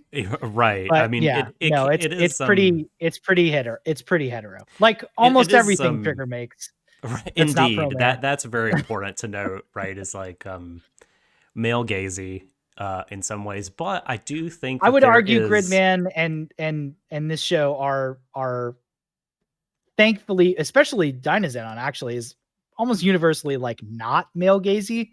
Very No, toned but- down relative to Gridman, I must say. Yeah. Gridman definitely had its moments. Right. And it's so funny that like I mean that's not the stuff that I think of when I think of Gridman. Like I forgot, like I kind of filtered that stuff out. It's like it's mostly harmless and mostly innocent. It's never Yeah. like it's never going to take you out of it, I don't think. okay, so Well, yeah, unless you have a medical condition. mhm, Yeah, right. It's never gonna I got it happen. cured. I got the cream. It's fine. So okay. I still think it is a little bit. I mean, like when I have to take that back. There is definitely one episode that will take you out of it. so, like well I think this Gridman. is not a value judgment kind. This is just me kind of No. observing Dynazenon. Like there are definitely some shots of Minami and such. Like for instance, I feel very bad that they've not gotten her a chair for the robot. I thought the same. Yeah, I but, thought the same. I mean, thing, and I but don't- I would argue that the shots of the villain are probably more egregious than anything involving her. But again, the villain, her costume is also more egregious. Yeah. Well, and here's So- what I'm getting at is like that. It's not a thing that bothers me, and I think like, Kate is asking this question, and Sophie is asking about this, and like, they are seasoned anime people. I don't think there's anything here that's going to put you off. And I also think that there is gay potential, at least shipping potential for Minami and her bestie. I would have felt a different Kasan. way had Promare not already existed pre me watching this show. Promare changed the game on what I thought was possible in trigger storytelling. So There you go. I'm just gonna say, yeah. when you said that about the idea of getting her a chair, all I could think of was Galma bringing out one of those fold-out camping chairs and putting it inside Dynazenon, the ones with the little like mesh cup holders. Yeah, I think that'd be great. I'm That'd just be saying, great. matter like an office chair, The a nameless gamer chair. The nameless Get this girl a bestie. gamer chair. Please got? do. Please do. With all the bells and whistles. I mean, she's squatting to control the mech. That's just uncomfortable. I mean, but I like, honestly think that's more a characterization for her than anything, because she clearly has room to stand up in there. And everybody else is standing up. So I honestly think that that's more just her being her just kind of not really giving a shit. And that might being her natural position. And her having certain like things that the director would like to show us all. There is also that. Honestly, Right, I look back on that stuff though to try to post screenshots, and even that is just like it's not. It's really not certainly like it's certainly not. It's not filmed in a way that I would pick that over any of the shots of Rika from Gridman. I mean, like here's me, Mr. Gridman Abandoner, and none of this registered me. I was like, hey, this is all fine. But maybe that speaks more to my changed perspective and the fact that I've grown up a little bit since then. I don't know. I think it also has to do with the fact that in the same episode that villain appears for the first time, and I literally had to like rewind it. I was like, what? Yeah. My God. May gives Minami a piggyback ride in episode. I think it's episode 2. And I'm just saying, there you go. There's stuff there for people that to feed people that need to be fed. Let's just say, maybe as a good catch-all, that us three probably not the best people to answer any of these questions. Yep. That's why we do it. Take everything. Take it all with a grain of salt. Sure, whatever. But there is definitely potential for gayness happening in this. Feel free, we'll sort it out. That's my response. Yeah. In all seriousness, anyway, who am I even talking about? With the way the original Gridman ended, was gayer than shit. The Gridman anime. I mean, you know, Rika and Akane are essentially girlfriends by the end of that thing. So I don't know what the hell I'm talking about. Well, I need to go back where and it watch could that go, right? show. I mean, yeah, I need to rewatch it also. I know where to go. We know where one of their hands will go into the other one's hand, and they'll walk off into the sunset. That's where it's going for me. There you go. I'm speaking of Dynazenon. We just don't know like who will Dynazenon. There's still potential, but yes, now that I'm remembering how Gridman ends, I would say that it is a distinct possibility. Yeah, if they, stick, close to the template, in some ways, it's in the universe of possibilities, but nothing textual, but there's stuff there for shippers if they want it. Yeah, right. It's never just to steer like this back to go back to Kate's question. What would we offer up as appeal for the show to people who don't normally care about shows? And look, Mark, you did say, and I think that you're right when people just apply it like as a statement that's true in itself without like delving into it, that it's about the people. Like I think that there is a truth to that if you just dive into it a little deeper, which is that there are slice of life elements in this that I think they're appealing, but they do mesh well with the mech stuff. Like as I mentioned, the fact that Minami and Yomogi actually have a proper conversation, like an emotionally open conversation with each other when they're using the robots, goes to show the two things are not disparate. They don't simply have they're not like things in a vacuum. They're mutually exclusive, where the character stuff is completely separate from the mech stuff. It meshes together. It's an extension of that. They succeed in these episodes by working together as a team, putting their training in place. They are the culmination of all that work. And so my argument would be that even if you're not necessarily interested in the giant robot stuff, which is fair, by the way, and it's also fair for me to say that is a big part of the appeal of this show. So I'm not going to try and pretend that, I'm not going to try and sell it to people who are interested in that, because that's not, I can't understand, nor is it my place to. People like what they like.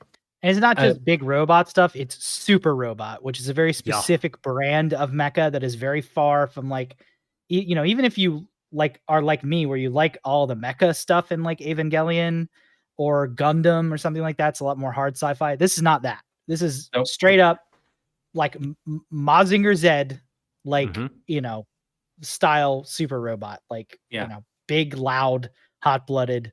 No science is happening. More Yeah, hard work and guts are the things that power this Exactly. robot. right, yeah, more of that, more like the Brave series, or Gurren Lagann. pick your Gonagai flavor of giant. But Gurren Lagann is a really good, because that's in the family tree here. Yeah.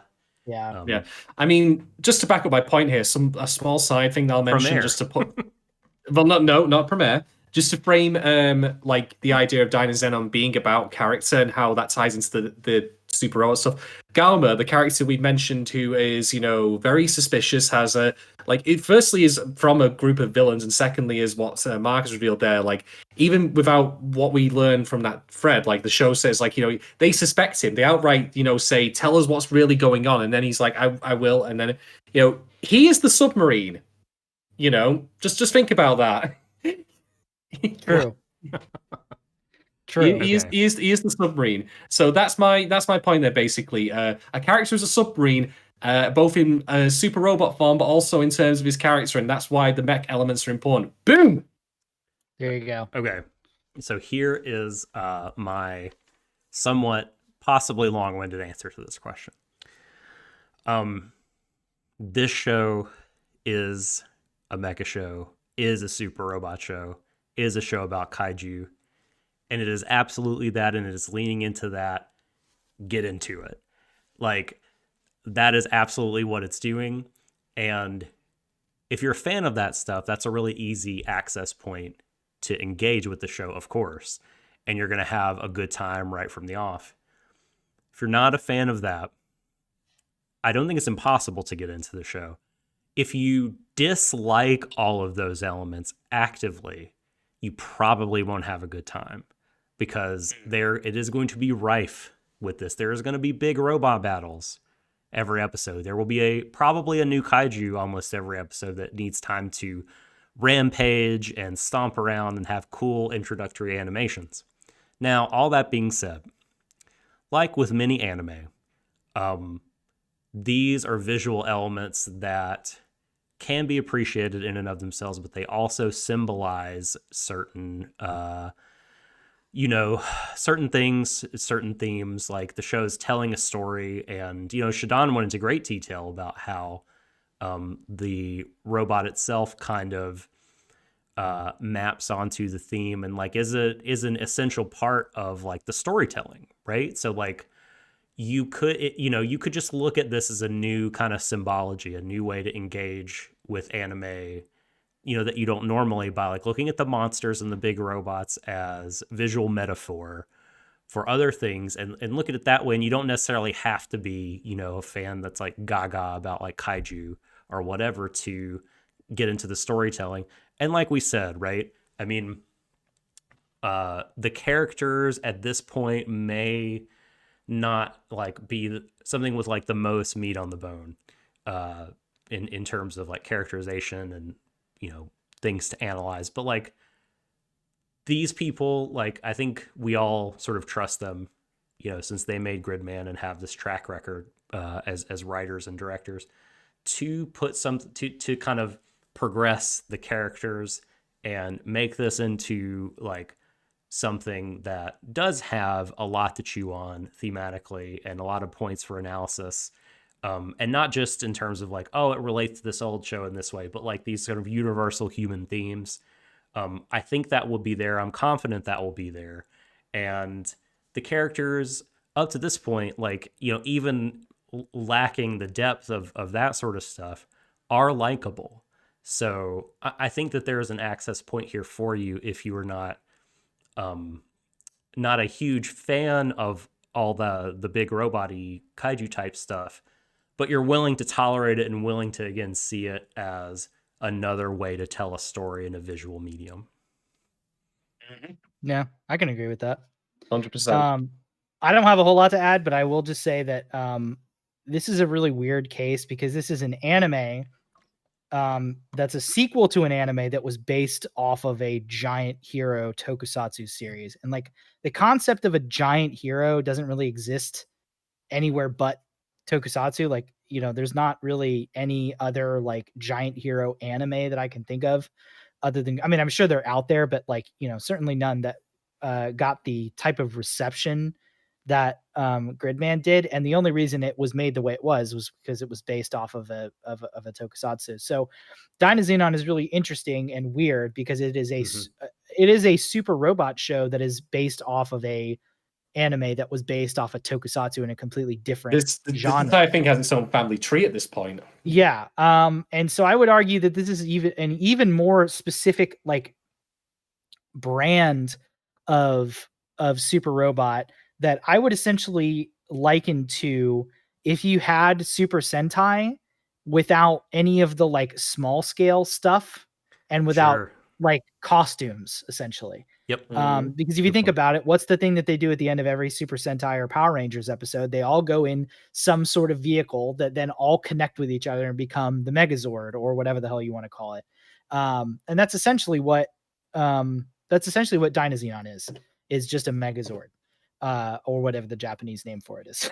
I know the Power Ranger names for things because I don't watch a whole lot of Super Sentai. So yeah, this is a really interesting thing where it's like very clearly like a extremely highly tokusatsu influenced super robot show. And really, I think the only reason why we're calling it a super robot show and not like a tokusatsu anime is because it's an anime and super robot is a genre of mecha anime.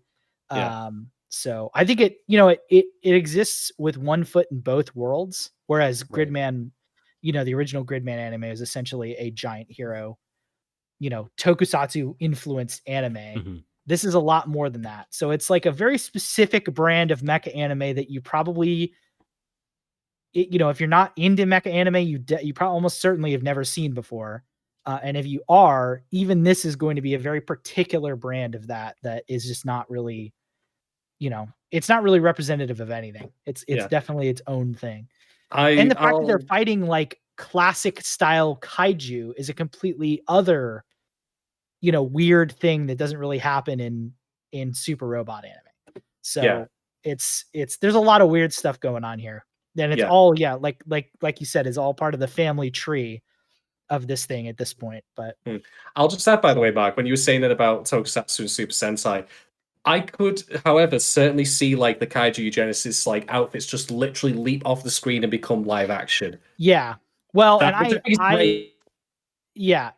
agree with that. And I the only reason why I didn't think that far ahead of it is because they are such stereotypical Studio Trigger villains. They totally are, aren't they? Yeah. That I credit that more to Trigger and their anime sensibilities than anything else. But then again, Trigger's anime sensibilities are extremely highly affected by tokusatsu and like, that type of stuff. So like I've said it before in the podcast, but like Imaishi has said one of his notable influences was Street Sharks. So like they're influenced. Dude. I know they're influenced by a ton of like weird stuff over there. So who knows where that came from? But yeah, as soon as I saw them, I was like, oh yeah, that's Trigger. I had like a slot machine reel of answers of what you're about to say rolling in my head, and on none of them did the phrase Street Sharks appear.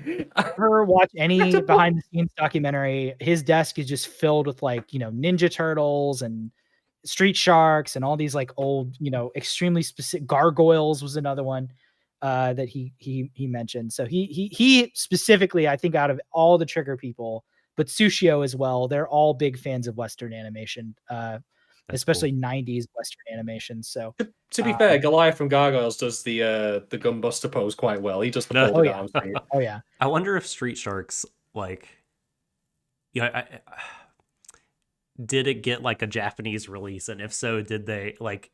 I think almost all of these like very popular 90s animation like kid shows they got TV runs. Do they just call it what the Japanese is for Street Sharks, or will they just call it like Sturito Sharksu?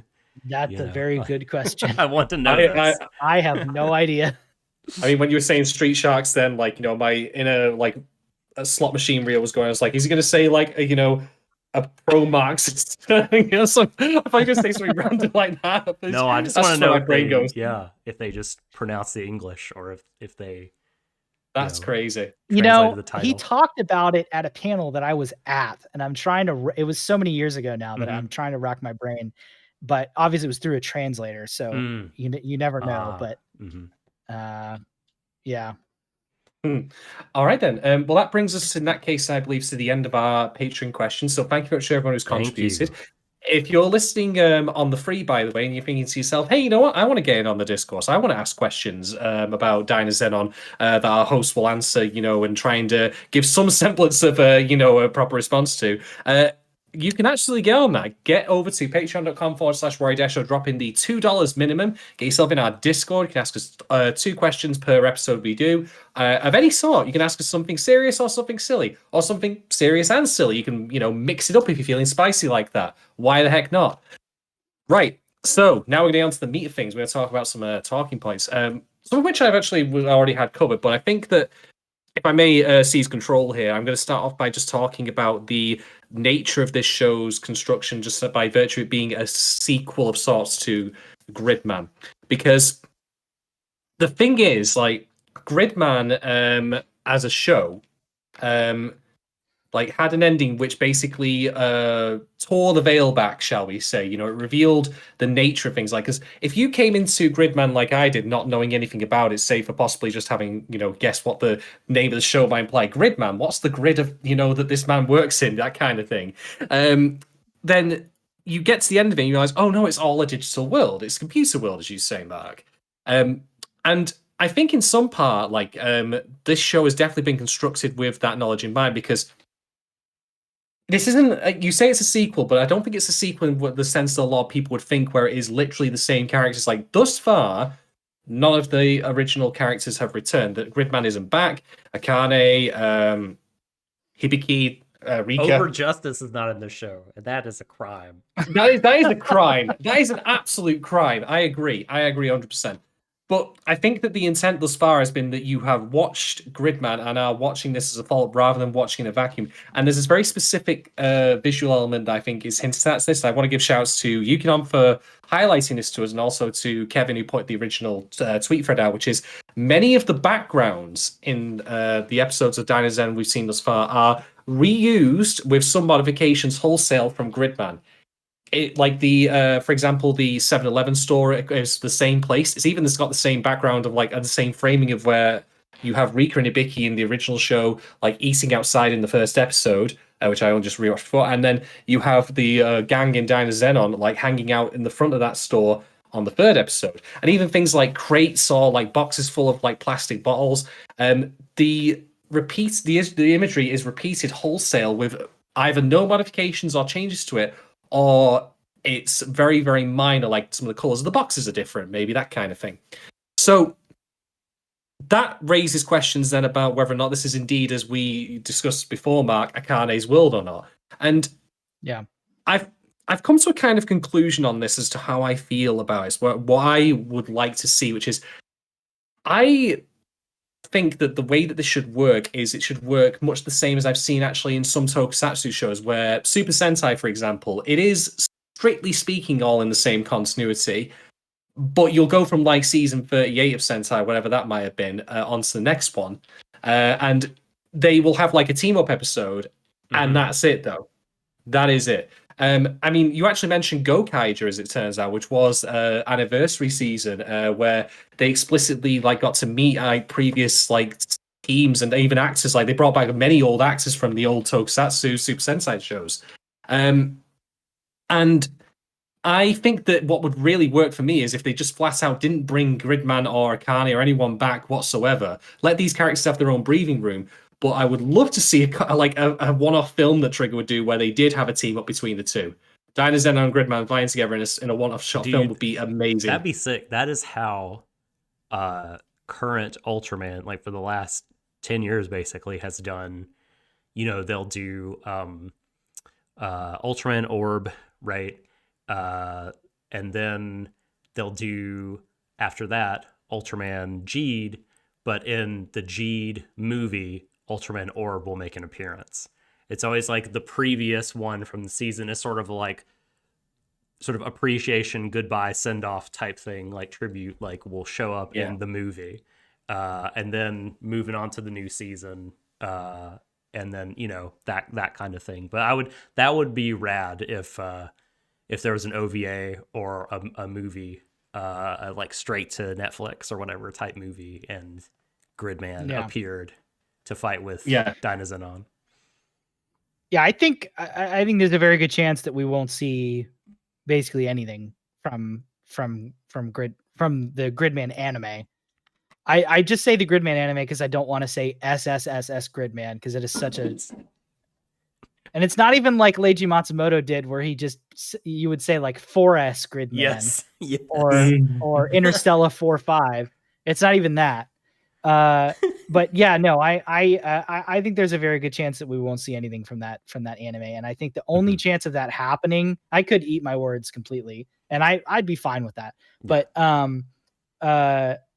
I think the only, like, there's going to come a moment in this show, in this season, very similar to in the first season where they break the world open and you finally get to like see what's actually going on. Cause that's like clearly that's already my biggest pleasure is like theorizing as to like what exactly is happening here. So I think that, if that moment comes where they do make some sort of reference or, we see another character or even Gridman, reappear at some point, it'll be at that moment, probably towards the end of the series when they finally, sort of like open up the doors to the steeple and you see all the people. Yeah, So, exactly. The show is about the people. Exactly. God, we're back with the people are the show. There we are. I agree with you, Mark. And I think the thing is, like, I sometimes feel hostile to the idea of like speculation about these things, like what goes on, because it feels very mystery box like, and it doesn't feel to me as satisfying as character stuff. But the thing is, I don't mind it existing on top of character stuff, for which Dynazenon is thus far promising to us and hopefully will deliver on in spades.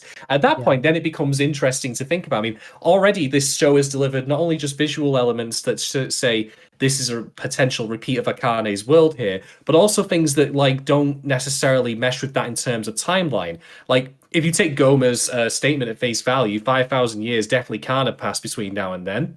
That doesn't make any sense. Or even the fact that they end up going into space in the third episode, but there's the grid sky. And admittedly, maybe I don't know how the grid sky works, and it just only appears when the veil is pulled away. Yeah. Yeah. But they're already playing off this, I think, for ways that I think are quite pleasing for return audiences. But the key thing, and the thing that I think is makes this still work, is that I think that it's a nice thing to have if you've seen Gridman. And I would recommend it, and that's also in turn because Gridman itself is valuable as a show and worth your time.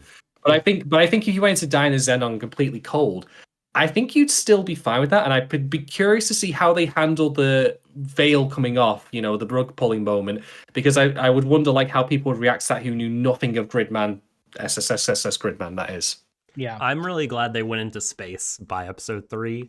Because like it heartens me that like, man, the scale could just balloon, and like me, Shadon, I love that shit.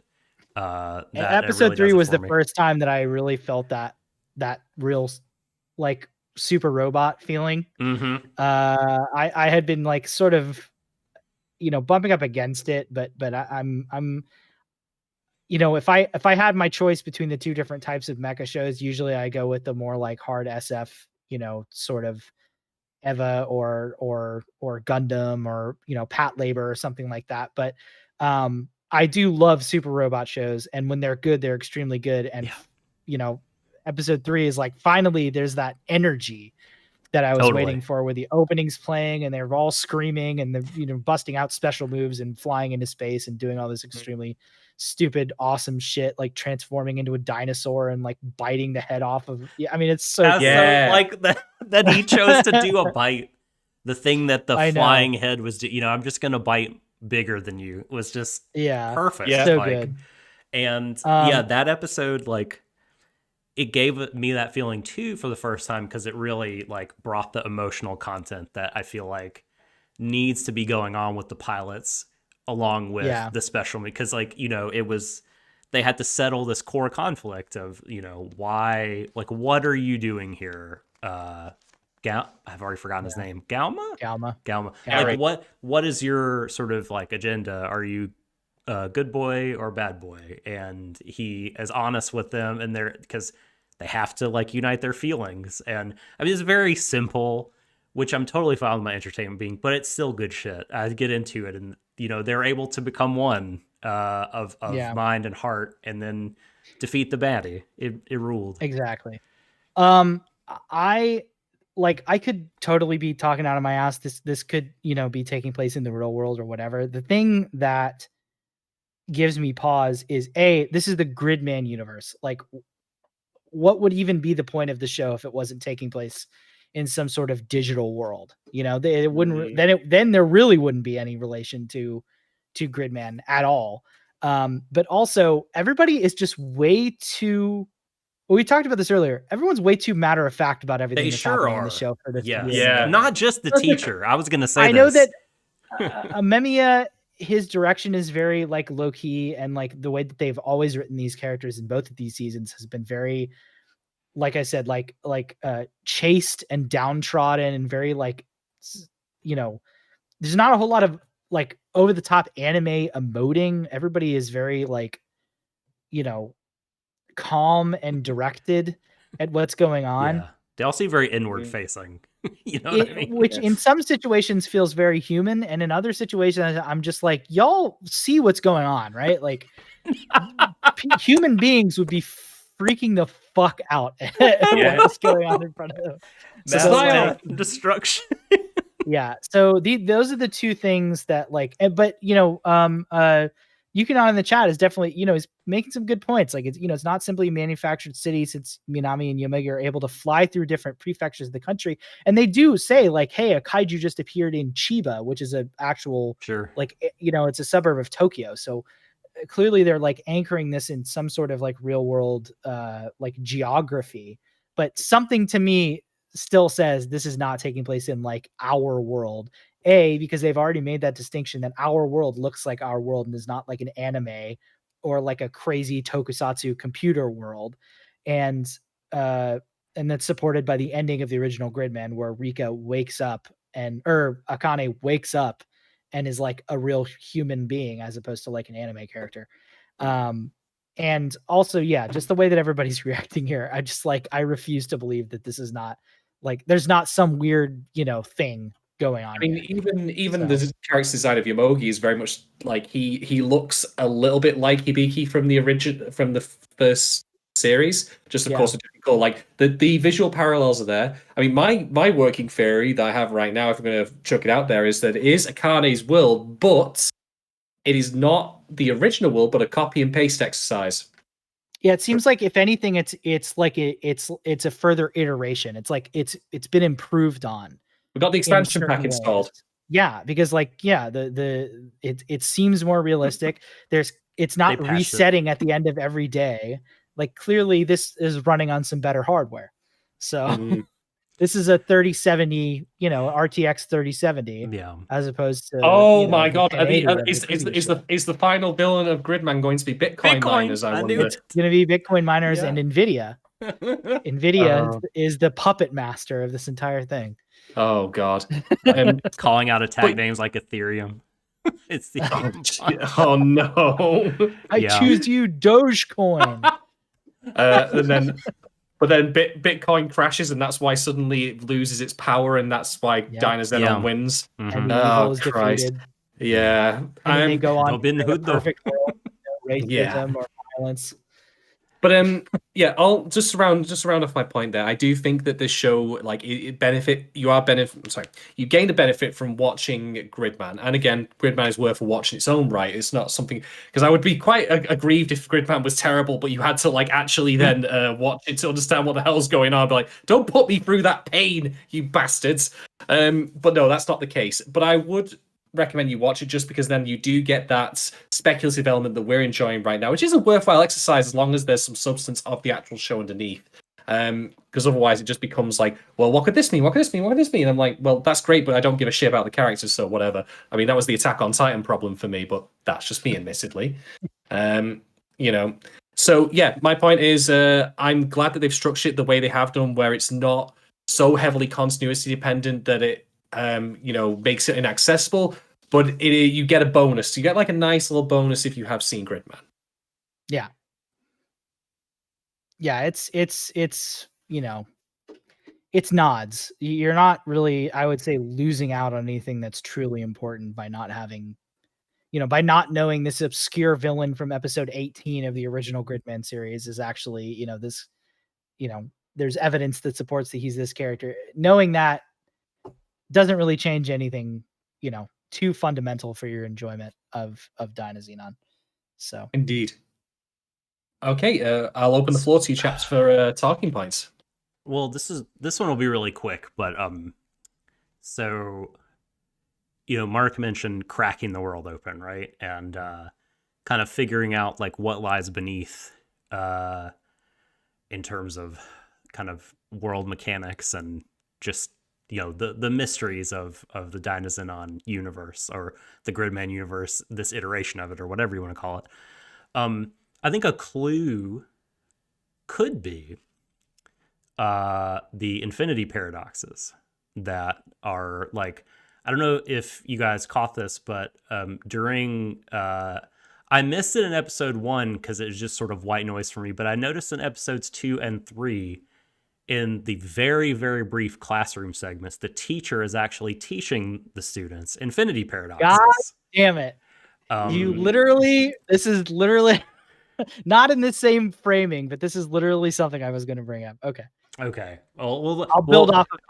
No, well, go ahead. I mean, I was really just going to kind of introduce it to you all and see what you think, because like I think the two that they talk about Achilles and the turtle, and then Zeno's paradox as far as like I guess an arrow flying from one point to another. Yeah. That like basically that I just trying to sort of prove the paradox of the infinite. Like what? So I'm a little bit fuzzy, which is sad because this is sort of what I once upon a time in another life would teach some to undergrads. But like these are just kind of, correct me if I'm wrong here, Marc, these mathematical paradoxes. Like very. I'm not the right person to be correcting on this. Well, like, so it's my understanding, right, that they're like out of this 3, I would be the one. So it's like, you know, the one with Achilles and the turtle, right, is that like Achilles is chasing this turtle, but he will never catch him because like Achilles will move to where the point in a line where the turtle was, but during that motion, the turtle will have moved to another point, and so on and so forth. And like the same thing by in terms of the arrow paradox, right? That like an arrow, like, you know, a line being broken up into an infinite number of points, like the arrow will always have to reach this next point, and so it will like basically you could divide a line in half an infinite number of times, and so the arrow will never reach its destination. It's this really like sophisticated. The idea that if a line exists in a pure mathematical sense, it's always going to keep going like off the edge of the page. Like the thing that your math teacher would always tell you is like, yeah, well, you have the power to draw this line, and then the line just keeps going forever. That's you know, that sort of thing. I don't know if that's the same thing that you're talking about, but yeah. Mm-hmm. Yeah, like so like there's a difference between a line and a line segment, and a line segment is just like a defined length of a line, which is just an infinite, like is always just an infinite thing. At least that's how it was always taught to me in, you know, 7th grade geometry or whatever. Yeah, it's like, so I want to say, and I'm gonna do some more reading about that because I just watched these episodes before we came to air, but I'm gonna brush up on this because like pre-Socratic, like ancient philosophers are not are by no means like my forte. But like I want to say that this was part of the sort of like, broadly speaking, there was like these diametrically opposed metaphysical positions of like Heraclitus and Parmenides, and Parmenides was like, saying everything is one. Like your senses could, are showing you that like there's all these different existences, but like they're mistaken. Motion is things like motion are just illusory. Like everything is one. Whereas Heraclitus is very much like, no, like that is wrong and stupid. Like everything is changing all the time. Change is everywhere, and that would be impossible if everything was one. So everything's disparate. And Zeno, I'm not exactly sure what side that he's like trying to argue for in his paradoxes, but he's definitely trying to say that like, things like line and distance, like if you look at them logically in the way that pre-Socratics did, lead to these like really absurd conclusions. So like it seems like he's sort of arguing the Parmenidean position. And I don't know, like this is really in the weeds on this, but like what do you guys think about these silly these dumb paradoxes as part of the text of the show, and like what are they hinting at, do you think? I don't know what they're hinting at, but I can tell you this. Trigger, and this is my point that I was going to bring up. Trigger never puts a teacher talking in a classroom scene that doesn't have some sort of meaning. If y'all remember, the very first scene in Kill la Kill, I knew it. The teacher talking about the rise of fascism in Nazi Germany. And obviously fascism is a huge theme in Kill la Kill, a continuing theme throughout that entire show. So in a bit of a problematic way, but that's a discussion for a different day. Yeah, I will say that even if the meaning of these like little references is not immediately obvious right now, it probably will become obvious at some point later in the season. Just take note of them, viewer. Yeah, like, and look, this is not something that just Trigger does. I mean, like the idle classroom scene where the like focus character is just kind of sitting there listening to the teacher or somebody reading something, is used so much to like call to either something that the character's thinking or like themes in the show or something meta. It's always something, but like Trigger always does it, and they always do it in like a pretty like pointed way. So yeah, if they're putting those readings in there, it's for a reason. Even if it's not immediately obvious. Especially if this continues, just FYI, like listeners, viewers, I am going to brush up on all this and bring some more, like a more thorough analysis, or at least a bit of it, to the next episode again, especially if they continue. Go ahead, Shadon. My best theory that I have right now, and all this, and I'm going to admit a lot of that kind of went over my head, is that if we talk about paradoxes here, maybe it ties in some way to Minami and her ranks, because she's trying constantly to pull them apart, which she can't. But that's an act that she's forcing on herself when she can just leave them. Leave them somewhere, dispose of them, whatever you want to call it. Like, she's trying to accomplish something that she can't do physically herself unless she literally gets out a circular saw, or something like that. But she's putting herself through that when she doesn't need to. It's an act that's doomed to fail, but something that she still consciously or unconsciously even engages in, like as a habit. That's my best guess. I don't know. We will find out. Stay tuned, loyal viewer, dream person. Well, it's maybe it ties into like the resurrection and being dead for 5,000 years. If indeed the point of these kind of metaphysical / mathematical paradoxes is to argue that like things like motion and change are just illusions of the senses, that's not really actually what's going on at the deepest level of being. So maybe perhaps that ties into the resurrection stuff, but we shall see. All right, I Fair passed the enough. mic for the talking points. Mark, do you have anything you want to add, talking point wise? Let me see here. I have notes. Yay, note takers. I have very, very minor notes, and pretty much everything we've already covered. Fair play. Oh yeah, the only thing I want to point out is that stylistically they have thankfully brought back the Gridman style and like I guess I should say Ultraman style henshin sequences, which is weird considering that they're not like growing like the in the original Gridman anime and then in the original Gridman show and then way back all the way in the original Ultraman they had these sequences where Gridman the anime mimicked it, but they had these sequences that show the hero like growing where they're like punching towards the camera and they do the rack zooms. They do that again in this, but it's like a plane doing it and like a dinosaur doing it. And it's really funny to me that I mean, like again, it's just more stylistic reference to original Gridman. But I thought it was funny that like Minami like gets into her plane and it's just a plane very clumsily flying towards the screen against the like Gridman backdrop. It's like when you drive a car and it just like the exhaust sputters and you just surge forward briefly and then you stop a little bit and you do it again. Surprised what smoke coming out behind it. I'm extremely happy that they're still doing that because that's one of my favorite things about it's a nice touch. Any Tsuburaya like tokusatsu series is that transformation sequence is iconic and the fact that they have stuck to it for literally like 50 some odd years is the best. I love it.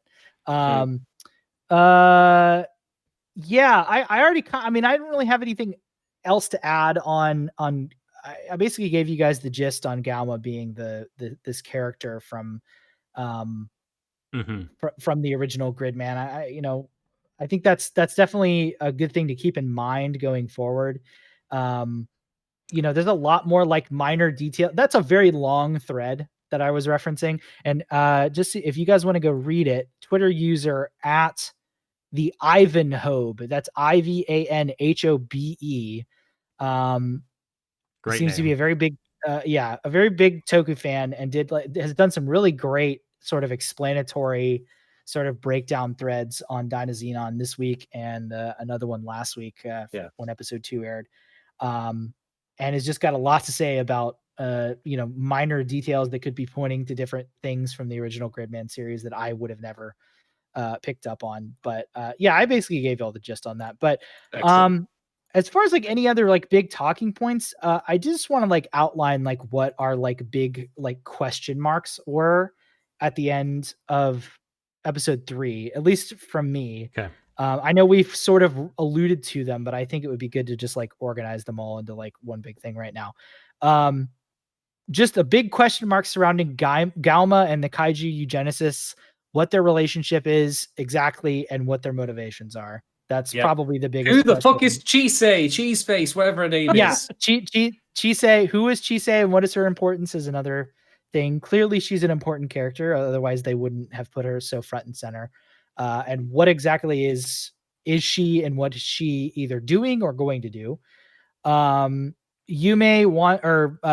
wanting to use Dynazenon or the kaijus to revive her sister. That to me, honestly, is probably the biggest. Like thing right now is what is she going to do? Is she going to portray them because grief obviously makes people do some pretty, out of character stuff. And it's pretty clear that she has, if she's only just getting to like investigating her sister's life now, she has not gone through the 5 stages. She's been pretty firmly on that first one for a couple of years. Her sister's bedroom has been left mostly intact by her parents, no less. Her parents have not helped that situation. The phrasing as well. I should note like that when we see her at home life, like Minami's like home life is her parents are constantly arguing, which I think has played some part in influencing her own behavior. But on top of that, like her mother has a very specific line, which is like, can I go into her room? And I just want to get a book. And it's like, yeah, it's not like she'll be needing it. I'm like, whoa, that's in later context that like initially it's ambiguous. Like, well, what's going on here? Why is there this antagonism? And like, why is there a taxes about this dead person? Like, holy shit! Like, it's yeah. I agree. My other question marks, I suppose, would be, I do wonder if they're going to do anything with Yamagi, like maybe being somehow related to Ibiki, but I think that's like on the minor level of things. 'Cause to me, the visual comparisons between those two characters feel so close that I'm like, is it just a visual thing, or is there more to this? I don't know. Is it a hero archetype thing? Like, is it a design archetype thing? Like, yeah, it could be. The answer there could be as much meta, like production based, as it could be something in universe. But the funny thing is that I don't like.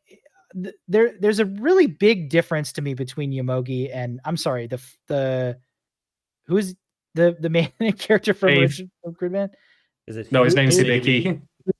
Yes. So there's the big difference between Yomogi and Hibiki is that obviously Hibiki at the beginning of Gridman starts with like no memories, and as starts with that's right. And kind of nothing. Was like Yomogi has a life, and he has friends that you see him with. But the other thing about Yomogi is that he's kind of an asshole. Like, I feel bad for saying it, but he's kind of like he's a kid, so like, he acts like a kid, and like kids can be dicks. Like, let's face up to it, especially high school kids. But he doesn't ever strike me as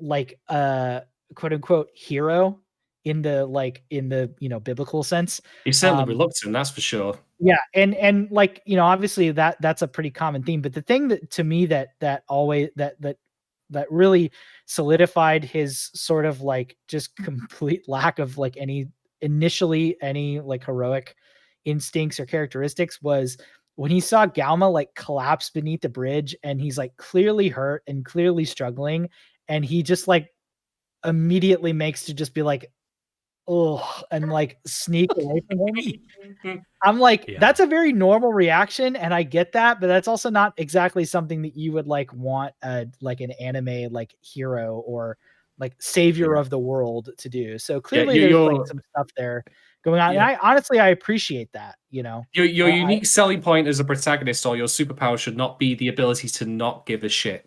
Yeah, well, like the ability to like give so little of a shit that you like actively disregard somebody who's like clearly in distress. Just gonna let him be there. He's fine. He's fine. Like, also, I get it. Like, when I'm walking home from school and I'm tired and I have freaking work to go on later, like the last thing I want to do is be disturbed, Yeah. And like, I get that. It's a very human way of reacting to something, but like, there's a difference between like manifesting that internally and then like helping somebody and like manifesting that outwardly. Hey, we're not the protagonists of an anime, you and I, Marc. So there's our excuse, I guess. That's true. All right. So the final thing I'm going to mention is I want to talk briefly about what I'm going to call the big kid effects, which I think we might have mentioned before. And there is I'm going to reference something a bit odd here, but I promise this is going somewhere. Whereas, of course, I think a lot of people probably know about the webcomic series Penny Arcade. I've referenced them before on this podcast. And if you want my overall opinion on them, yikes. Mostly just because they go way too fucking far in a lot of their humor. And that's actually something I discussed on one of our old After Hours episodes. I'll not rehash that because it's not relevant. But sometimes they do strips that are not there, basically. One of which was one that they did many, many years ago. I think it was about Mega Man 9. And it essentially featured the two characters, Gabe and Tycho. Like, one of them, I think it was Gabe, was sat down. It was like a very childlike form of him. And Tycho comes in and he hands the controls over to him, and then Tycho, like, turns, like, into a young kid as well. And they're both, like, really enjoying this game. And it's a great use of the comic strip format to just show how on a, like that, you can just turn back into a big kid again. Like, you can just be, like, back in that mode. Like, just because you're an adult doesn't mean you can't like have a childlike joy about certain things, like when you're consuming media or even video games. And that's how I felt watching parts of Dynazenon, particularly the Macross missiles bit that you mentioned when Galma fires his submarine rockets at, or even just like when the theme song kicks in as he's flying him into space, all that. Yeah, it really, really works. Like, I think there's just like that some pure joy you feel like when you watch a good super robot show where it's like, this is awesome, and I don't need to have any complicated feelings on this particular discrete moment. It's just a great fight scene, and I'm enjoying the ever-loving fuck out of it. It did that well. The one thing I will say though is that relative to Gridman, I don't think Dynazenon's fight scenes are quite as good thus far. I think, at least in terms of like Gridman, so I feel like they have more impacts and weights. And some of the like, there's one fight where the kaiju, for example, has the power to make things explode. The one that they take into space because then it'll have no air. Smart strategy, by the way. I like that. But like they just have this long zoom in shot where they like the explosions are getting closer, and like it feels very static a lot of the time. It doesn't feel like it's got quite the same range of motion or like impact as Gridman has. I mean, when Gridman fires like the big like wrist laser, like that feels like it really has power behind it. I didn't quite feel that to the same extent with some of Dynazenon's attacks. Yeah, I agree. I think that episode 3 again was the first time that I really felt that feeling, that big tokusatsu like big kid feeling, like you were saying, of just like no thoughts. I only happy. Yeah. Like, no thoughts, just punch. Head MC only. Yeah, exactly. And I think that we're also forgetting that I think it was either the first, it was like the first couple episodes of Gridman had like yeah, the grid beam and like all these things that are iconic.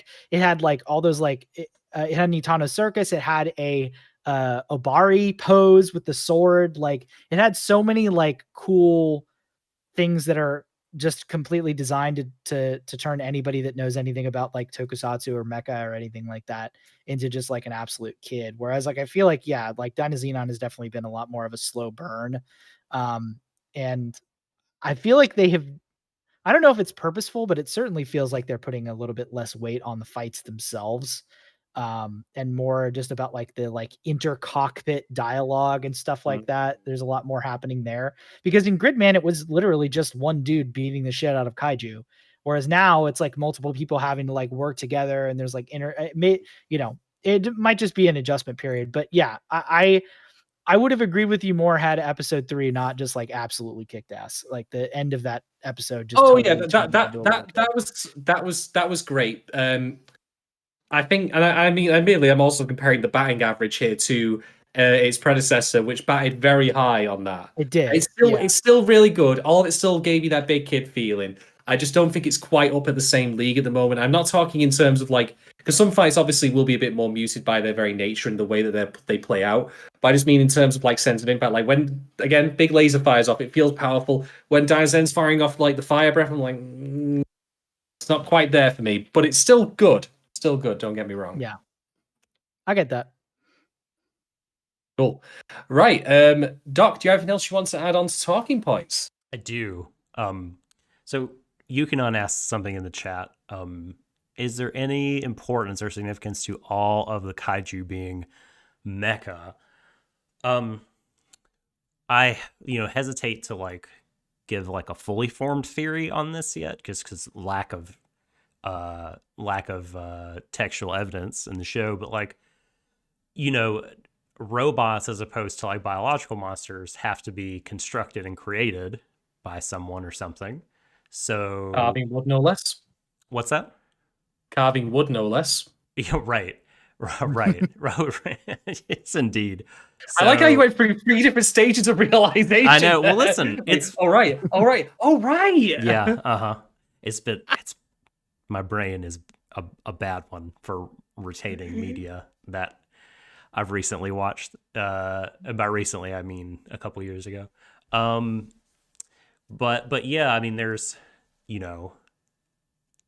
that they're not natural beings, that there's some force at work, kind of behind the scenes. So that lends kind of credence to, I think, Marc's suppositions that, hey, this is in the Gridman universe. There is a behind the curtain. Like there's a thing behind, kind of like the world is not as it appears on its surface to all of us at the moment.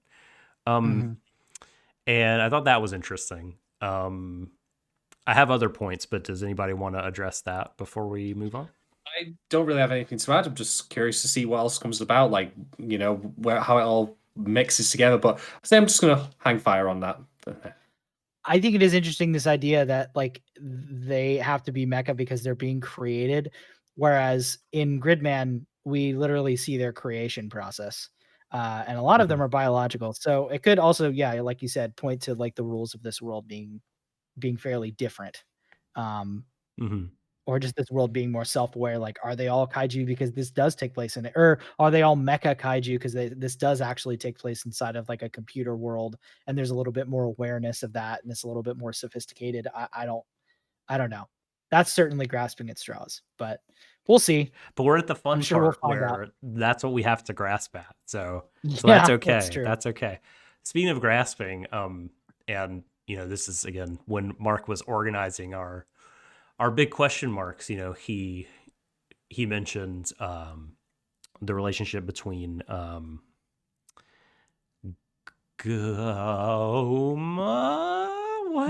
Gary? Thank Galma. you. Galma. Galma. And the eugenicists, which is quite a thing to have to say everything. The kaiju eugenicists. That's what a fun How bunch. you know they're bad. Yeah, exactly. Man, there's a lot happening there, and like, how in the sweet hell could they possibly be comrades, right? Now that we know he's a mummy, and you have this group of like uniformed people. That does again point back to you know, this idea. It's a throwaway line from the original Gridman episode, but they said that he was a member of like a tribe, all of whom that could control dragons. Okay. So right. I think the inference is that they are like former members of his tribe that he has broken away from, clearly because they're trying to do some shit that he does not like. And they're or that dragons. happened back in the day, and now they're all resurrected with that interpersonal struggle happening. I mean, when you call yourself a eugenicist, I'm just going to say, like, you know, you're not afraid of showing who you really are. Just yeah. Just I want to point out that Galma is the one that calls them kaiju eugenicists, and they never deny it. But I don't know if they ever like outright come out and say like, "Hey, we like eugenics." Like, are they going to say that? I'm going to say they're kaiju critical race theorists or something like that. God, they're kaiju nationalists. Okay. Yeah, exactly. Kaiju aren't people, so it's okay. It's like being a Barbie eugenicist. Yeah. No. Oh. that's just an oxymoron. Well, I think like that thread explains some things about Galma's behavior early on too, that like, you know, he's starving and collapsed beneath it because he's been dead for a long time, and he's a mummy. Like, it makes sense they would be real hungry. Doesn't know how to act in modern social situations, and like, why does he look so tired all the time? Like, why is he overly polite? You know, embalmed or whatever. You know, he's dead. Yeah. And that's all interesting. Probably like one of the more interesting things he said in episode 3 when I think he said this in episode 3. Yeah. When he's kind of leveling with the rest of the team, he says the kaiju eugenicists carry out the will of the kaiju is the direct quote. And like, yeah, I think that's something for us to like keep tabs on, right? I mean, and that would maybe run counter a little bit to the idea that they are being directly controlled by some kind of creator carrying out their will. So like, what is the will of the kaiju? And does it involve eugenics in some way? But like, what are they trying to achieve, right? Because this whole notion that they have a will does kind of like it's a little bit contrary to seeing them as, you know, big mindless monsters or beasts. And like, I don't remember, I need to go back and rewatch episode 1, but like in episodes 2 and 3, when the kaiju appear, they're just hanging out and not causing any trouble until Dynazenon shows up. And that is when they begin to rampage. One is like on the underside of a bridge, and the other one's like clinging to an electrical tower, and they're both just like kind of static. And like, I can't remember what the Gamera-esque one is doing. If it sort of initiates the violence or not. It just shows up because the first time that you see the kaiju eugenesis, I believe, is in the second episode. Mm-hmm. So yeah, having rewatched the first episode today, yeah, it just, you see little hints of it. Like there's a couple cutaway scenes where like a trash can starts floating, and then you see like a bunch of cars and half a building floating, and then it eventually appears and you realize, oh, the thing that's making everything like float is this kaiju that has this ability to like, you know, throw a bunch of shit up in the air. Anti-gravity, yeah. That, by the way, is one thing I've liked about the kaiju thus far, is that their abilities aren't simply it shoots a big scary laser that's like dangerous. It is like there's interesting stuff going on, you know, and they have interesting solutions to fight them. Well, that was what was so good about Gridman too, is that all the kaiju were super weird eventually. Yeah. And like obviously the first kaiju was just like a big bad lizard, but like everything after that was all just super weird looking and had extremely specific abilities. But that's just, you know, that's just more Ultraman talking. So what is the will of the kaiju? So interesting to think about. I mean, if I had to guess, the will of the kaiju is just to like destroy shit, right? I mean, that's like, you know, the function of kaiju, right? So you think that, you know, them being bad is just them wanting to like erase humanity using kaiju, which you would think would be what kaiju want, but something tells me it's not that simple. That sounds like too anime of an explanation. Are we gonna get some near automata shit where it'll turn out that the kaiju will constantly screaming, I don't know, give me a hug. And he gets punched in the face by Dynazenon. It's like, let's you gotta feel bad for it. All right, do we have anything else we want to add? Yeah. So there's a point in episode 2, and our buddy Marc has already you know, popped the seal on bringing Gundam into this. So I will follow suit and talk about some Gundam, because not too long ago we did a podcast with our buddy Alexander about Gundam 0080 War in the Pocket. And so Shadon and I have just recently Shadon watched for the first time. I've recently rewatched it. And there's a specific scene in episode 2 that I think like brings this show into dialogue with that, if only for a brief moment. And that is when they go and look at the wreckage. And Minami and Yomogi are talking about how, like, I can't remember which one says what. I think Yomogi is saying, oh my God, like, you know, I'm seeing this for the first time in broad daylight. Like, we cause so much destruction and devastation with our battle. And Minami is able to make this particular move that Chris from 0080 makes, when she says, well, if we weren't here, it would be so much worse. So the fact that we were here ultimately saved lives, saved property, whatever.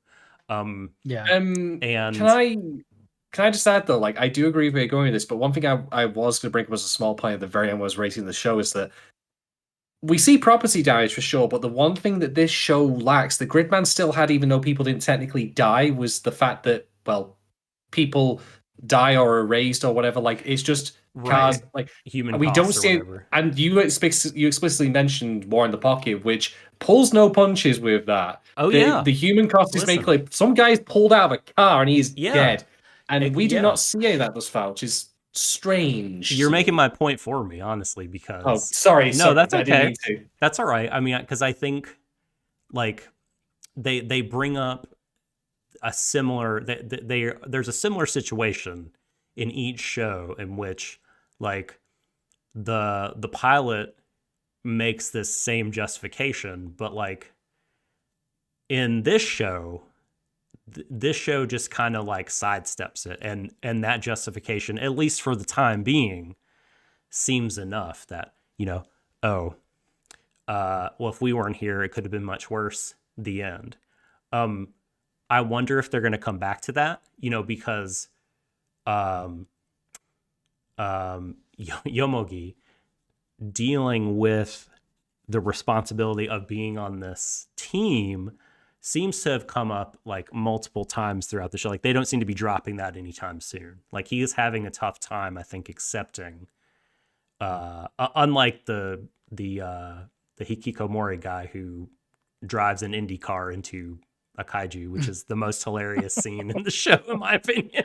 Just throws a Formula One racer at he gave it a good go, to be fair. It ruled.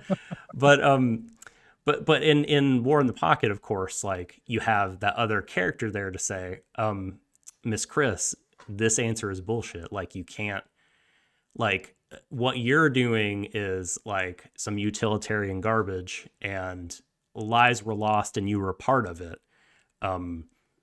And you need to reckon with that. You can't let that slide. You can't just turn every life into like a statistic or set of numbers or whatever. And the show kind of leaves you in this uncomfortable position to figure that out, how you feel about that. And Dynazenon hasn't done that. And like Shadon Keeley pointed out, you know, we'll see if it's interested in any way at all reckoning with like human costs in terms of like, you know, human life. Like we've already seen, you know, different from Gridman, like there's property damage, there's, you know, inconvenience, there's all this sort of stuff, but like we don't know if anyone has died. Yeah. And I think that there's a really big contrast in the two shows. I would never think to even compare the two shows. Stylistically, they're so differently, but like they both have this very specific situation that is very, very similar. And I am really fascinated by like the answers to it. And I wonder if this show will pick up that thread anymore. Yeah. I mean, the other thing I have to note as well is because this is one of the ways in which the known conceit of this being a digital world actually betrays this a little bit, is because I already don't really care about property damage to begin with. I mean, I can make the joke that's made 1,000 times. It's the abandoned buildings districts. Who gives a shit? But this is like an abandoned building district that doesn't even exist in real life. It's not a real, like, you know, world as such. And in contrast to Gridman, like Gridman actually really got to have its cake and eat it for me, because it wasn't just a case of people dying. People are erased from existence. There's a real existential horror to that. But to me feels actually worse than just someone died. Like they're gone. They're poofed out of existence. And in here, it's like, well, some buildings fell over. I'm like, oh, okay. What are the stakes here? Like, you know, I mean, we are 3 episodes in, and I mean, we said like, you know, they're called the eugenicists, and I jokes like, well, you know, well, you are what you are. You present as such, like, you know, I can tell you the bad guys, but what's at risk here? I mean, granted, I will say that Gridman didn't exactly have like an overall like set of stakes really as such, apart from obviously the fact that people were disappearing like because of the kaiju attacks. But I don't think the team ever really took a proactive like step towards figuring it out. They were just more reactive from my memory. But anyway, like Gridman is still stronger in that respect for me than Dynazenon is thus far in the show, just because I want to feel like, you know, that these 3 battles, like they've happened, they've had their moments and all that, but what's the price of failure here? Well, we know it's not a world without death entirely because of Minami's sister, and the fact that these 5,000-year-old corpses are now, you know, walking and talking. So, I mean, people die clearly, but like, what is the on screen? I mean, having it on screen is a different thing. And I'm sorry, I cut you off, Marc. Go ahead. No, you're good. Yeah, it just remains to be seen whether or not showing that destruction was just a way for them to create a reason for Yomogi to finally like care about piloting his, you know, section of Dynazenon, or if like there's going to be some like greater implications for failure, like you said. My guess is probably yes, considering how like at times unflinching they were with portraying death in the first season. I mean, like not only were there characters that actually obviously those characters came back, but that was like a whole, you know, thing about that world. To me, it didn't really lessen, you know, the trauma of their deaths. But also at one point in that show, Hibiki gets killed. He gets straight up stabbed. Oh yeah. By Akane. So you know, there's clearly, you know, to me this show probably Dynazenon will probably not be any less unflinching about that, considering how, you know, one of the main themes up to this point has been a main character's like, trauma over her sister's death, that she clearly has not dealt with. So I think if anything, it'll probably manifest differently. But I think there will be some stakes around that for sure, even if we haven't seen them yet. So absolutely. I mean, I actually think that if we do get to see some like actual death of like, I'm not bloodthirsty, I promise. I'm not asking just for people to be killed just for the shit of it. But I think that would tie into what you were talking about resurrection, like, where there could be points made. Oh, you want to bring your sister back? Well, what about everyone else? Do they not matter to you? That kind of thing. Like, there is dramatic potential there. There is an actual good reason for the deaths of like, the public to be shown in this show, rather than this building topples over and oh no, whoops. We've lost the office. I'm gonna borrow a line from Die Hard. I'm always really fond of here, where he goes like, "It's gonna need a shitload of paint, a new set of screen doors, there, ain't it?" Right. Yeah. Right. Yeah.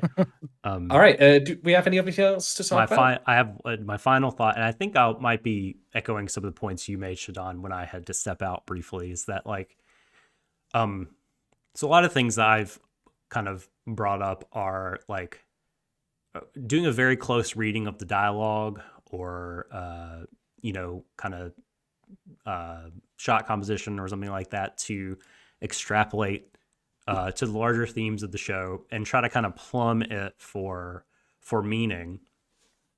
And it's something I enjoy doing, but there is very much like a level of appreciation I have for this, like the the no thought, just punch, as Marc put it. Like, that level of kind of engaging with it, I think is totally valid, and like actually like just a really enjoyable way to experience the show. I mean, like, if a lot of my notes are just like, fucking kaiju, the chorus, Henshin in all caps. Like, I mean, that stuff like is great. Like the transformation sequences, like you brought up, Marc, and like I love the fact that in episode 2 they show it from Yomogi's point of view, and it's like the robot's gonna fall on top of him because he's kind of seeing through a transparent part of his robot. That stuff's great. Yeah. There's a lot of fun to be had, and there's a lot of like joy that feels tokusatsu and feels like really good, like Super Robot, like the Brave series that I mentioned. One of the creatives I mentioned has some ties to the Brave series. I don't remember who or how, but it did come up in the on the list. But I do think this show is like, it's great to be experienced in that way, and it is like, I think that mecha fans are gonna take to this. I think Toku fans are gonna take to this because it has a lot for them specifically. But like we said at the beginning, I mean, I think like if you're not a super fan of that stuff, there is stuff here for you, and there's just like a lot of ways to engage with this show, a lot of kind of avenues in, and I like that. I think this is very good. Absolutely. Agreed. All right.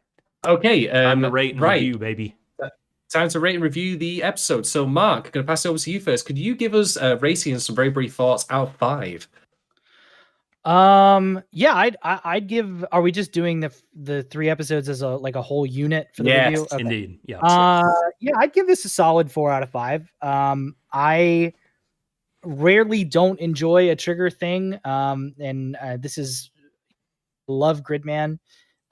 So that bumps it up for me, immediately, because it's something that I think it's a sequel to something that I think is probably one of Trigger's most immense successes, especially considering that they were not throwing the full weight of their studio behind it the first time around. It was mostly the quote unquote B team of Trigger. Really just shows how solid a head that they have on their shoulders across that entire studio. Animation industry, working conditions notwithstanding. But yeah, I think it was a solid 4 out of 5. I'm really excited to see where this goes. I think if this was me watching Gridman for the first time, I probably would have given it a 5 out of 5 just for reference, just because I think Dynazenon is unfortunately negotiating from a position of weakness where, we've already seen it's done once.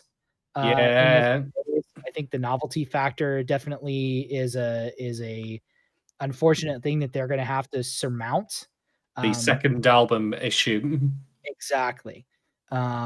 So yeah, but yeah, I'd say 4 out of 5. I'm really excited to see where this show goes. I really enjoyed these first 3 episodes. Especially episode 3, I thought was a freaking-tastic episode of anime. So, and honestly, it just gets points for being a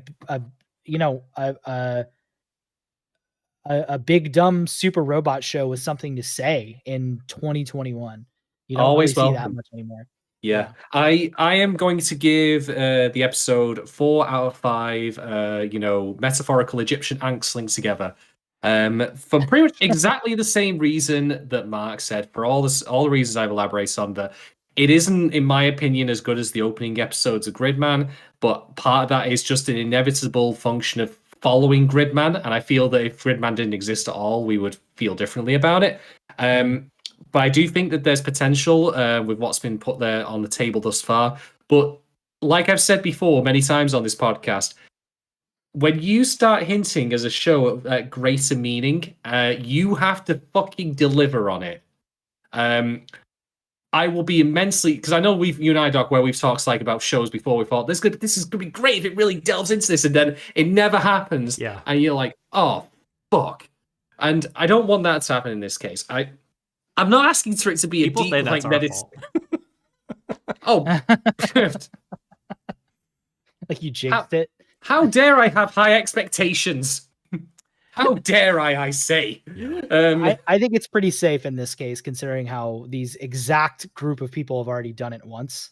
So why not do it again? Yeah, I mean, yeah. the second album comment though I make, there's no reason they can't pull it off a second time. So I will be optimistic. I'm looking forward to it. Yes, please give me more big kid moments where I'm just like, it punches the thing real good and explodes, and I like it. Yeah. Doc. I'm gonna go 4.25 hot widows who dye their hair but their roots are showing out of 5. I enjoyed this immensely, especially as it went on. I thought it got better and better. And yeah, I mean, the inspirations and prequels for this show are all extremely up my alley. If I haven't seen them, if I have seen them, I like them. And I appreciate what it's doing. The table setting is intriguing. And I think there's a lot of possibility for this to be very interesting. And, like Marc said, it has this true blue super robot feel that not every robot show that gets made in these modern times has. And that is much appreciated from me for sure. And I feel reasonably good and confident about the show moving forward as well, because of the hands that it's in. But yeah, no, I mean, visually, orally, I really liked what was going on. I didn't really notice. I'm gonna have to pay attention. Shadon's kind of criticisms of the fights. I didn't really pick up on that, but I'll kind of make note of the fight scenes because I don't know. For me, are enough people dying for my taste? No, exactly. No murder on screen. But just the weight and what's happening, all that sort of stuff. I guess I was just a little bit caught up in everything that was going on to view it with an analytical eye. So I mean, I'll have to take note of that. But I don't know. I'm really into it and dug it a lot. So yeah, 4.25. SSSS Dynazenon is indeed on, as we say. Right then. Can I change my rating to 4 thighs out of 5? I feel like that, to me, that number just is perfect. I was gonna say, if you said anything other than either 2 or 4 there, I would have been like, what the fuck? It's 4. 4 out of 5 thighs. Dude, you've seen some strange fan art in your time. That's all I'm gonna say if you'd said any other numbers apart from 4 or 2. I've done my time on Pixiv. All right. Oh, Jesus. The less we say about that, the better. Stop All it, right, Yukinon. Yukinon jinxing us in chat. I swear. Well, to be fair, he said DTIFXX, not DITF. So I don't know what he's talking about. It's the wrong way. It's not, the letters in the wrong order for it to be that. He's referring to something else. He's referring to something else. We're fine. We're safe. We're safe. Anyway, before we wrap up for the evening, Yes. we're going to go over to Doc to go into the Warui Deshou Hall of Fame, where we talk about something cool that deserves memorializing for all time, something anime related. So the rules for this basically are that Doc has to tell me what the thing is that he wants immortalizing in the Hall of Fame. Wait. Oh, We have to do the musical sting first, and also inform the viewers that Marc will be visually disappearing, but he's still around and he still may talk. You may hear him as a disembodied voice, Marc. But Marc, it's fine. It's me. will be. It's fine. His soul left his body like an hour ago. He will be returning, but after this brief I have musical become sting, a god. we'll get to the Hall of Fame in just a moment.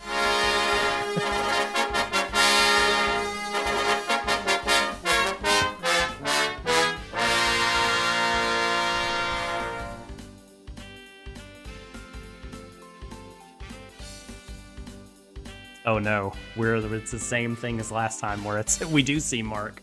Oh, and it's just totally messed up because of the way I have things set up. One day I will, figure out how to do this. Is this podcast's grid world collapsing in on itself? Sorry, Apparently everybody. so. Yeah. My yeah. beauty destroyed the graphics. Your beard was too strong. Your beard could not be contained by mere stream setups. Okay, Shadon, why don't you tell us about the Hall of Fame and what's up with it? Well, okay, so the Hall of Fame is pretty much exactly what you think it is. It is us, doing a little bit of extra content just at the end of our free podcast to say, hey, here's a thing that in anime that we think is really cool and is worth highlighting, remembering, and preserving. Marc, you weren't around last time, so just to give you an idea of what we picked out for your benefit, I actually suggested Bubblegum Crisis Episode 4, Revenge Road. That's the kind of thing I put out there. That's right. It's been so long since I've seen that. It was, I'm trying to remember what happens in that episode. But you know what? Any part of Bubblegum Crisis belongs in the Anime Hall of Fame. I think by the end of the discussion, I expanded it to the rest of the show, basically. But that was the one I picked out as the exemplar of it, in my opinion. That's a good nomination.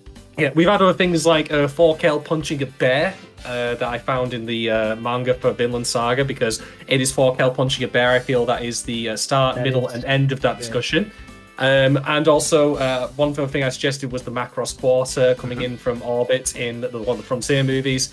So all that kind of good shit, the things that are awesome, meaningful, you name it, it's up to us to decide. It's our show. It's true. The Gunbuster robot pose is in there, as well as Nicholas D. Wolfwood's weapon. Should be number one. Yeah. So, Doc, what is your latest entry for the Warui Deshou Hall of Fame? Okay, so my newest nominee for the Hall of Fame, and Shadon does have veto power in this case. In all cases, but and the guest as well. You know what? Marc is here. Marc can give it the thumbs up or thumbs down and prevent it. I'm gonna make my own suggestion at the end of this. So y'all can take that or leave it. But okay, cool. I wish we had a photo of it, because we'll make it work. Literally everyone will know what I'm talking about. Okay. Sweet. So my newest nominee is from I want to say, I think this is a 2013 show. I can't believe I've forgotten the date. It's an early aughts show, but it is much beloved. Ravenous fan base, including me. It is from Bakemonogatari. It is a scene in which I was hooked on the show when Senjogahara Hitagi pulls out her arsenal of office supply weapons and shoves a stapler into the mouth of Araragi, the main male character. And yeah, this scene, this is a really kind of important anime for me in a lot of different ways, my sort of fandom. It opened me up to a lot of different kinds of shows, but also kind of pulled me back into anime when I was waning a little bit. I hadn't watched much of anything for a few years, much of anything new, a few classic properties here and there, but like this is one of those kind of new things that I was like, you know, man, the world is abuzz about this. Like, it seems cool. Let me give it a shot. And it was just not like I expected it to be, based on the discourse or based on the key art and stuff like that. Like, certainly not based on the discourse. No. Oh, but like boy. at the very beginning, you know, when she sort of floats down and is saved by him, but you have all this weird like scenes of empty classroom, and you're just sort of like, what the fuck is going on in this show? And then he, after class, is asking her a question, and then she just pulls out all these fucking lethal office supplies and sort of holds him hostage with a stapler. And I'm like, I'm in. I love this show. I love this woman. I'm in it. This is great. I'm finally a Staples advert targeted toward me. No, exactly. And I totally was hooked by a staple in the cheek. Yeah, this show, it's great. Even if I think you don't enjoy all the Monogatari's, and I haven't seen every Monogatari, bad fan that I am, and even if you don't enjoy every arc of Bake, which I think is reasonable, I think there's just something really like just undeniably great about this first arc and how it introduces you to this world and all these characters and the tone and the visual language of Monogatari. It's all extremely well done, and just the characters are so weird and great, and singular. And I have continued to love Senjo Gohara throughout the years, and she just made this really bold impression on me that I think is Hall of Fame worthy. What do you all think?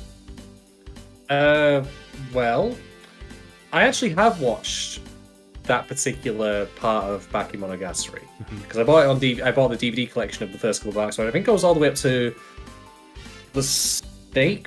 What one? I think it should be after that. This is where I'm trying to like evocate it from my memory. It's just not coming to me. But basically, I have seen it, and I do agree with you. It's a striking show. It's excellent all around. Particularly that two part. I mean, that's what I remember specifically. And for exact reasons. I mean, it's iconic.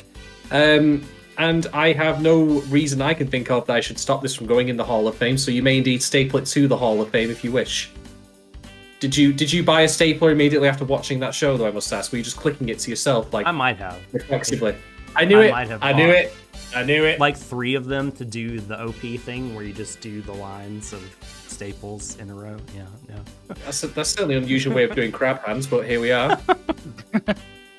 Marc, yay or nay from you?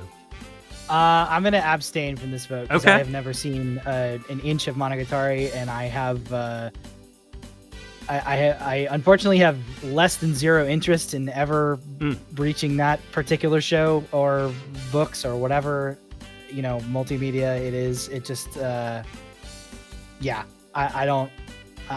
the wrong person to ask about it. So. No. Win it by Not your- default. not your- Win it by default.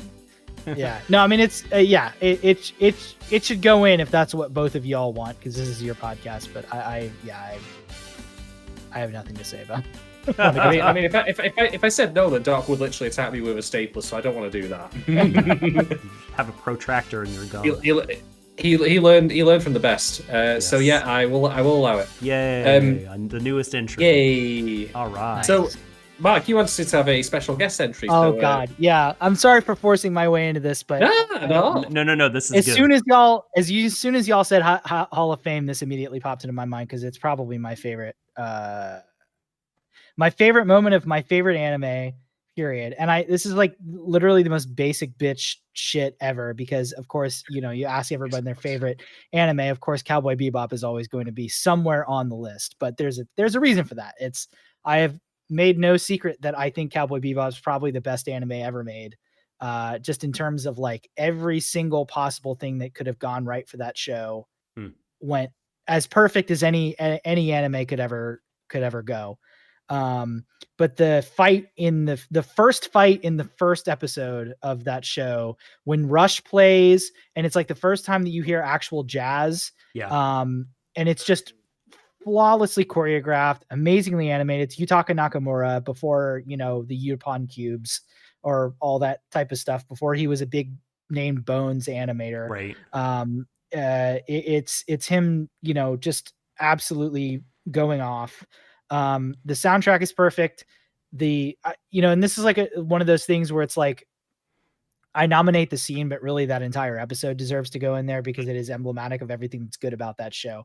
It's an amazingly good self-contained story. Mm-hmm. It's perfectly accessible to just about anybody who watches it. I think people nowadays, because they're so used to that show and how much it represents like jazz in anime and how it is like the pinnacle of like that music in anime. I think not a lot of people really realize just how insane it must have been for people that were watching that thing in 1999 or 2001 when it aired on Adult Swim. It must have been revelationary. To see a fight scene and hear like freeform jazz behind it must have just been an absolute game changer for. Is this for King anime. of Fighters? There's certainly nothing like it. The only thing that I could think of that would have been like it would have been literally anything that Yoko Kanno worked on before then, and even stuff like Macross Plus and Escaflowne did not have anything like what Bebop was bringing to the table. So I would argue, I mean, it's just like, again, the most basic answer ever, but like people tend to forget that like Cowboy Bebop is still on just about everybody who watches anime's lips 20 some odd, almost 25 years, I think next year or later. It's because it's like there still is absolutely nothing like it. Yeah. There's still nothing that gives me the same feeling that fight scene and that gives me, but just about, I mean, anything other than the weird like Carnival of Darkness episode that they do halfway through with the fat dude with the umbrella. Oh, is that Piero? Mad Perot? Yeah. There's still there's something cool about that episode, but I would argue that that's probably one of the weaker moments in that show. But sure, like even Star Trek Next Generation had the episode about the rapist's ghost in it. So oh no, like even essentially perfect shows have to stumble every once in a while. But yeah. Oh god, dude, that first episode. That's my if you have like an honorary guest nomination slot like off to the side on like a folding chair or something, put that one in there for me. I'll have to put it in there. Cause like, yeah, I mean, let me think about this. Do I want to let Marc nominate a part of Cowboy Bebop as like something for the Hall of Fame? Yes. Yeah. I was like, this is either. Easiest decision of the night, Sean, me going to sleep in a bit. It's either that or it's the dogfight from the movie with What Planet Is This playing behind it. That one is also just like an fundamentally unbelievable scene. Like that actually might be the one that, now that I'm thinking about it, that actually might be the one that goes in there. Even though it's like, I kind of want to nominate the first fight from the first episode because it's like, it's completely representative, but God, that dogfight is so cool. It is. Yeah. I think about that like every week. What planet is this? Such a good song. But like, so good. The, that first episode, which is actually not the first episode in terms of like the TV run, I think when it was broadcast, I think the episode 2 was actually the first episode. And then for the DVD release, it became episode 1 for us. The Japanese TV release was completely fucked. And in fact, the reason why the 12th episode feels like a series ending in that, it's like that big 2-part thing on the really wintry planet with the sort of like intersex or transgender, they don't really ever make it clear, jazz musician, that whole arc. The reason why that had like a different ending credit sequence and all that stuff is because they originally thought that was going to be the end of the show. And then they ended up getting the okay to Thank God make the rest of it halfway through production. Yeah, no, it would have been a completely different show had that happened. But I say the first episode because the way that we know it is how it was broadcast on Toonami or Adult Swim. And our cultural memory of it, I think, in some ways almost takes precedence because this is our podcast for our audience, number one. But also, like, we're carrying the flame for it rather than Japan and the anime fandom over there, Well, I would argue that show is infinitely more popular in Japan than people give it credit for, but I think that it's had a longer tail here than it has in Japan. That show is still insanely popular for people of our generation there. Like they did studies where the like 5 to 10 years after that show aired, the adoption rates of corgis in Japan went up like enough to where they were like, that is a statistical result of this show airing. But you're right. It is like massively popular here. And the fact that the English dub was, again, essentially perfect, is a big, reasoning for that. But I'm so that happy. Show is nothing without its dub, and it's so good. I'm really happy that we're putting that in the Hall of Fame and that episode, if we do end up going with episode 1, because like you said, I mean, it was such the smartest decision ever for that to be episode 1, because it really is like, it has the martial arts fight, it has the jazz, it has like it has dogfighting, it has the swordfish gets to do like cool stuff, and the spaceship stuff. It has the Jet and Spike kind of down and out cowboy dialogue. Like it's the perfect first hallmarks episode of I mean, it doesn't have Faye or Ed, which or Ein, which are key, but like I still think like that episode does such a great job of kind of showing what you're getting. It's a perfect distilling of what that show is all about, stylistically and like storytelling wise. Just like so what you're looking at. 100% agreed. Well, I'm glad you guys accepted that. I think you wouldn't. Controversial pick. Easiest, it's the easiest thing to put in a Hall of Fame like ever. But the thing is like you to give you credit here, Mal, you're saying like the most basic bitch thing and all that, and I don't look. There is a reason people think Cowboy Bebop is good. Like, there are enough people out there who think it's be true, and therefore, and I certainly think it's true. So, like, there's got to be something to it that has made it stick around in the imaginations and minds of people for that long. So, whether or not you are right in calling it like a basic fiction, just like how that does not detract from like your opinion of its quality or the way other people view about it. Like, a lot of people think it's good. I think there's probably a good reason for that, Yeah, but I also have extremely specific reasons for thinking that show that it is good that I don't. Right. Like I have a connection to that show that I don't really think a whole lot of people have, in that, like, you guys mentioned that I had that Gridman video out there. If you want to see a real deep dive, go watch my video that I made about Yoko Kanno's work and career, because that's like an almost 40-minute long. I mean, it's probably one of the most involved things I've ever done in my career. And I did it because I genuinely think that she's certainly my favorite, if not the best composer to ever come out of Japan. In terms of just the uniqueness and the sheer, like, literally nobody else anywhere could even come close to her level of just pure innovative quality in the anime space, certainly. But like, I would argue in just like multimedia, like compositional music for film and TV, I can't think of anybody on either side of the Pacific that I would, put up against her, just in terms of like sheer like variety and like mastering and respect of like the amount of, she has a relationship and respect for like specifically like Black American music that I don't think I've ever seen anybody who's not American have. Fair enough. And that is my connection to that show, probably more than obviously I love Watanabe to death. And he also has had his stumbles. We don't need to mention Terror and Resonance, but I love him to death. That show. I have softened on it since it aired, but it's not perfect. Again, the best thing about that show by far is Yoko Kanno's soundtrack, and fair enough.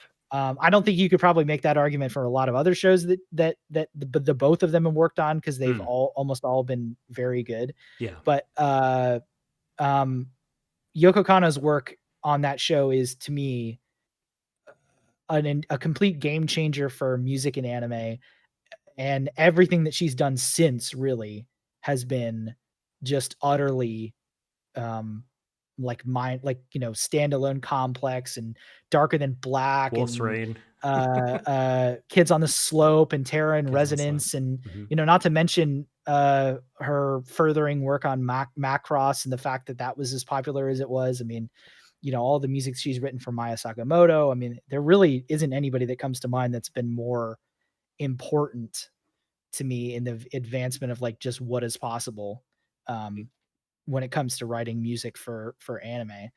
And it all starts with Cowboy Bebop. All starts with that first episode. There you go then. To me, I mean, there's certainly works before that. Macross Plus.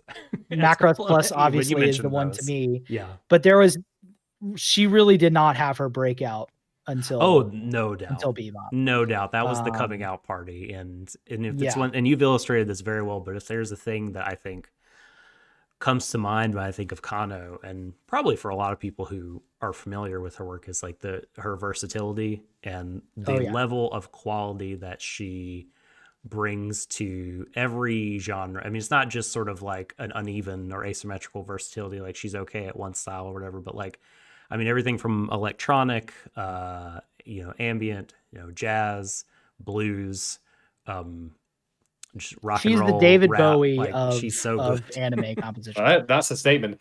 All right. There you go. Excellent. Well, thank you very much for that, Mark.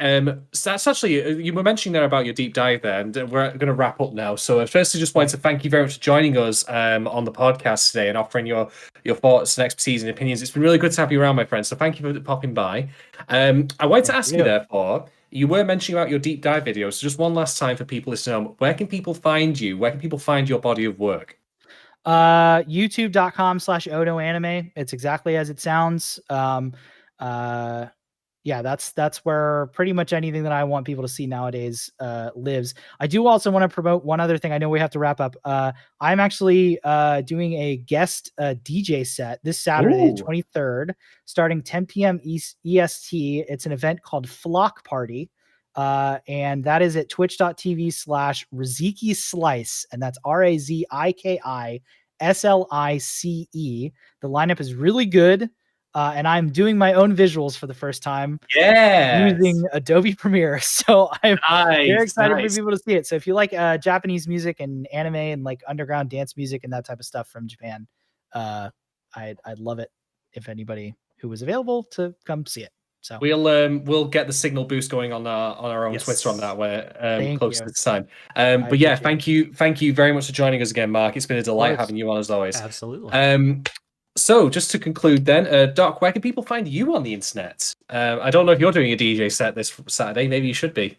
I can put a SoundCloud playlist on play, and you could call that a DJ set. No, nothing Good like enough. that. I am. No, I could never approach the talent level of someone like Marc. But I had thought about doing it in high school. I was like, oh, I love this kind of music. I want to do this shit.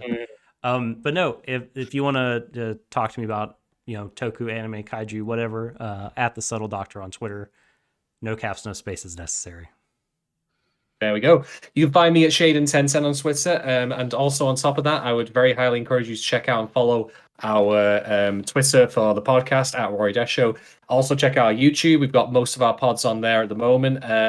This indeed will be up on VOD for there as well if you're listening to this on the pod. Also check us out on Apple Music, Spotify, all the places where all good quality podcasts can be found, including ours. Ours occasionally can be good, so we sneak in every now and again.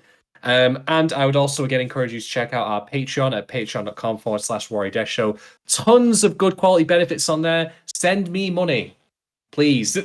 Just give me your money. I'm just gonna be upfront with it this time. There's no pretense here. Just give me some cash, damn it. We're playing video I games apologize. for you.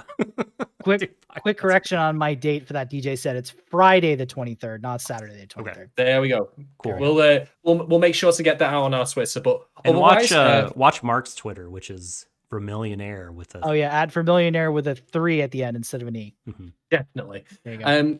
Right then, on that note, from myself, from Marc, from Doc, thank you all so much to everyone who's joined us. But we're not done, of course, with Dynazenon. We'll be back in a couple of weeks to come and do the next block of episodes 4 through 6. I do hope you join us. Until then, have a great evening. Take care. Stay safe. Look after yourselves. And as we sometimes, very rarely, occasionally kind of sort of say in this podcast, you know how it goes. Embrace everyone. See you as the universe. Good night.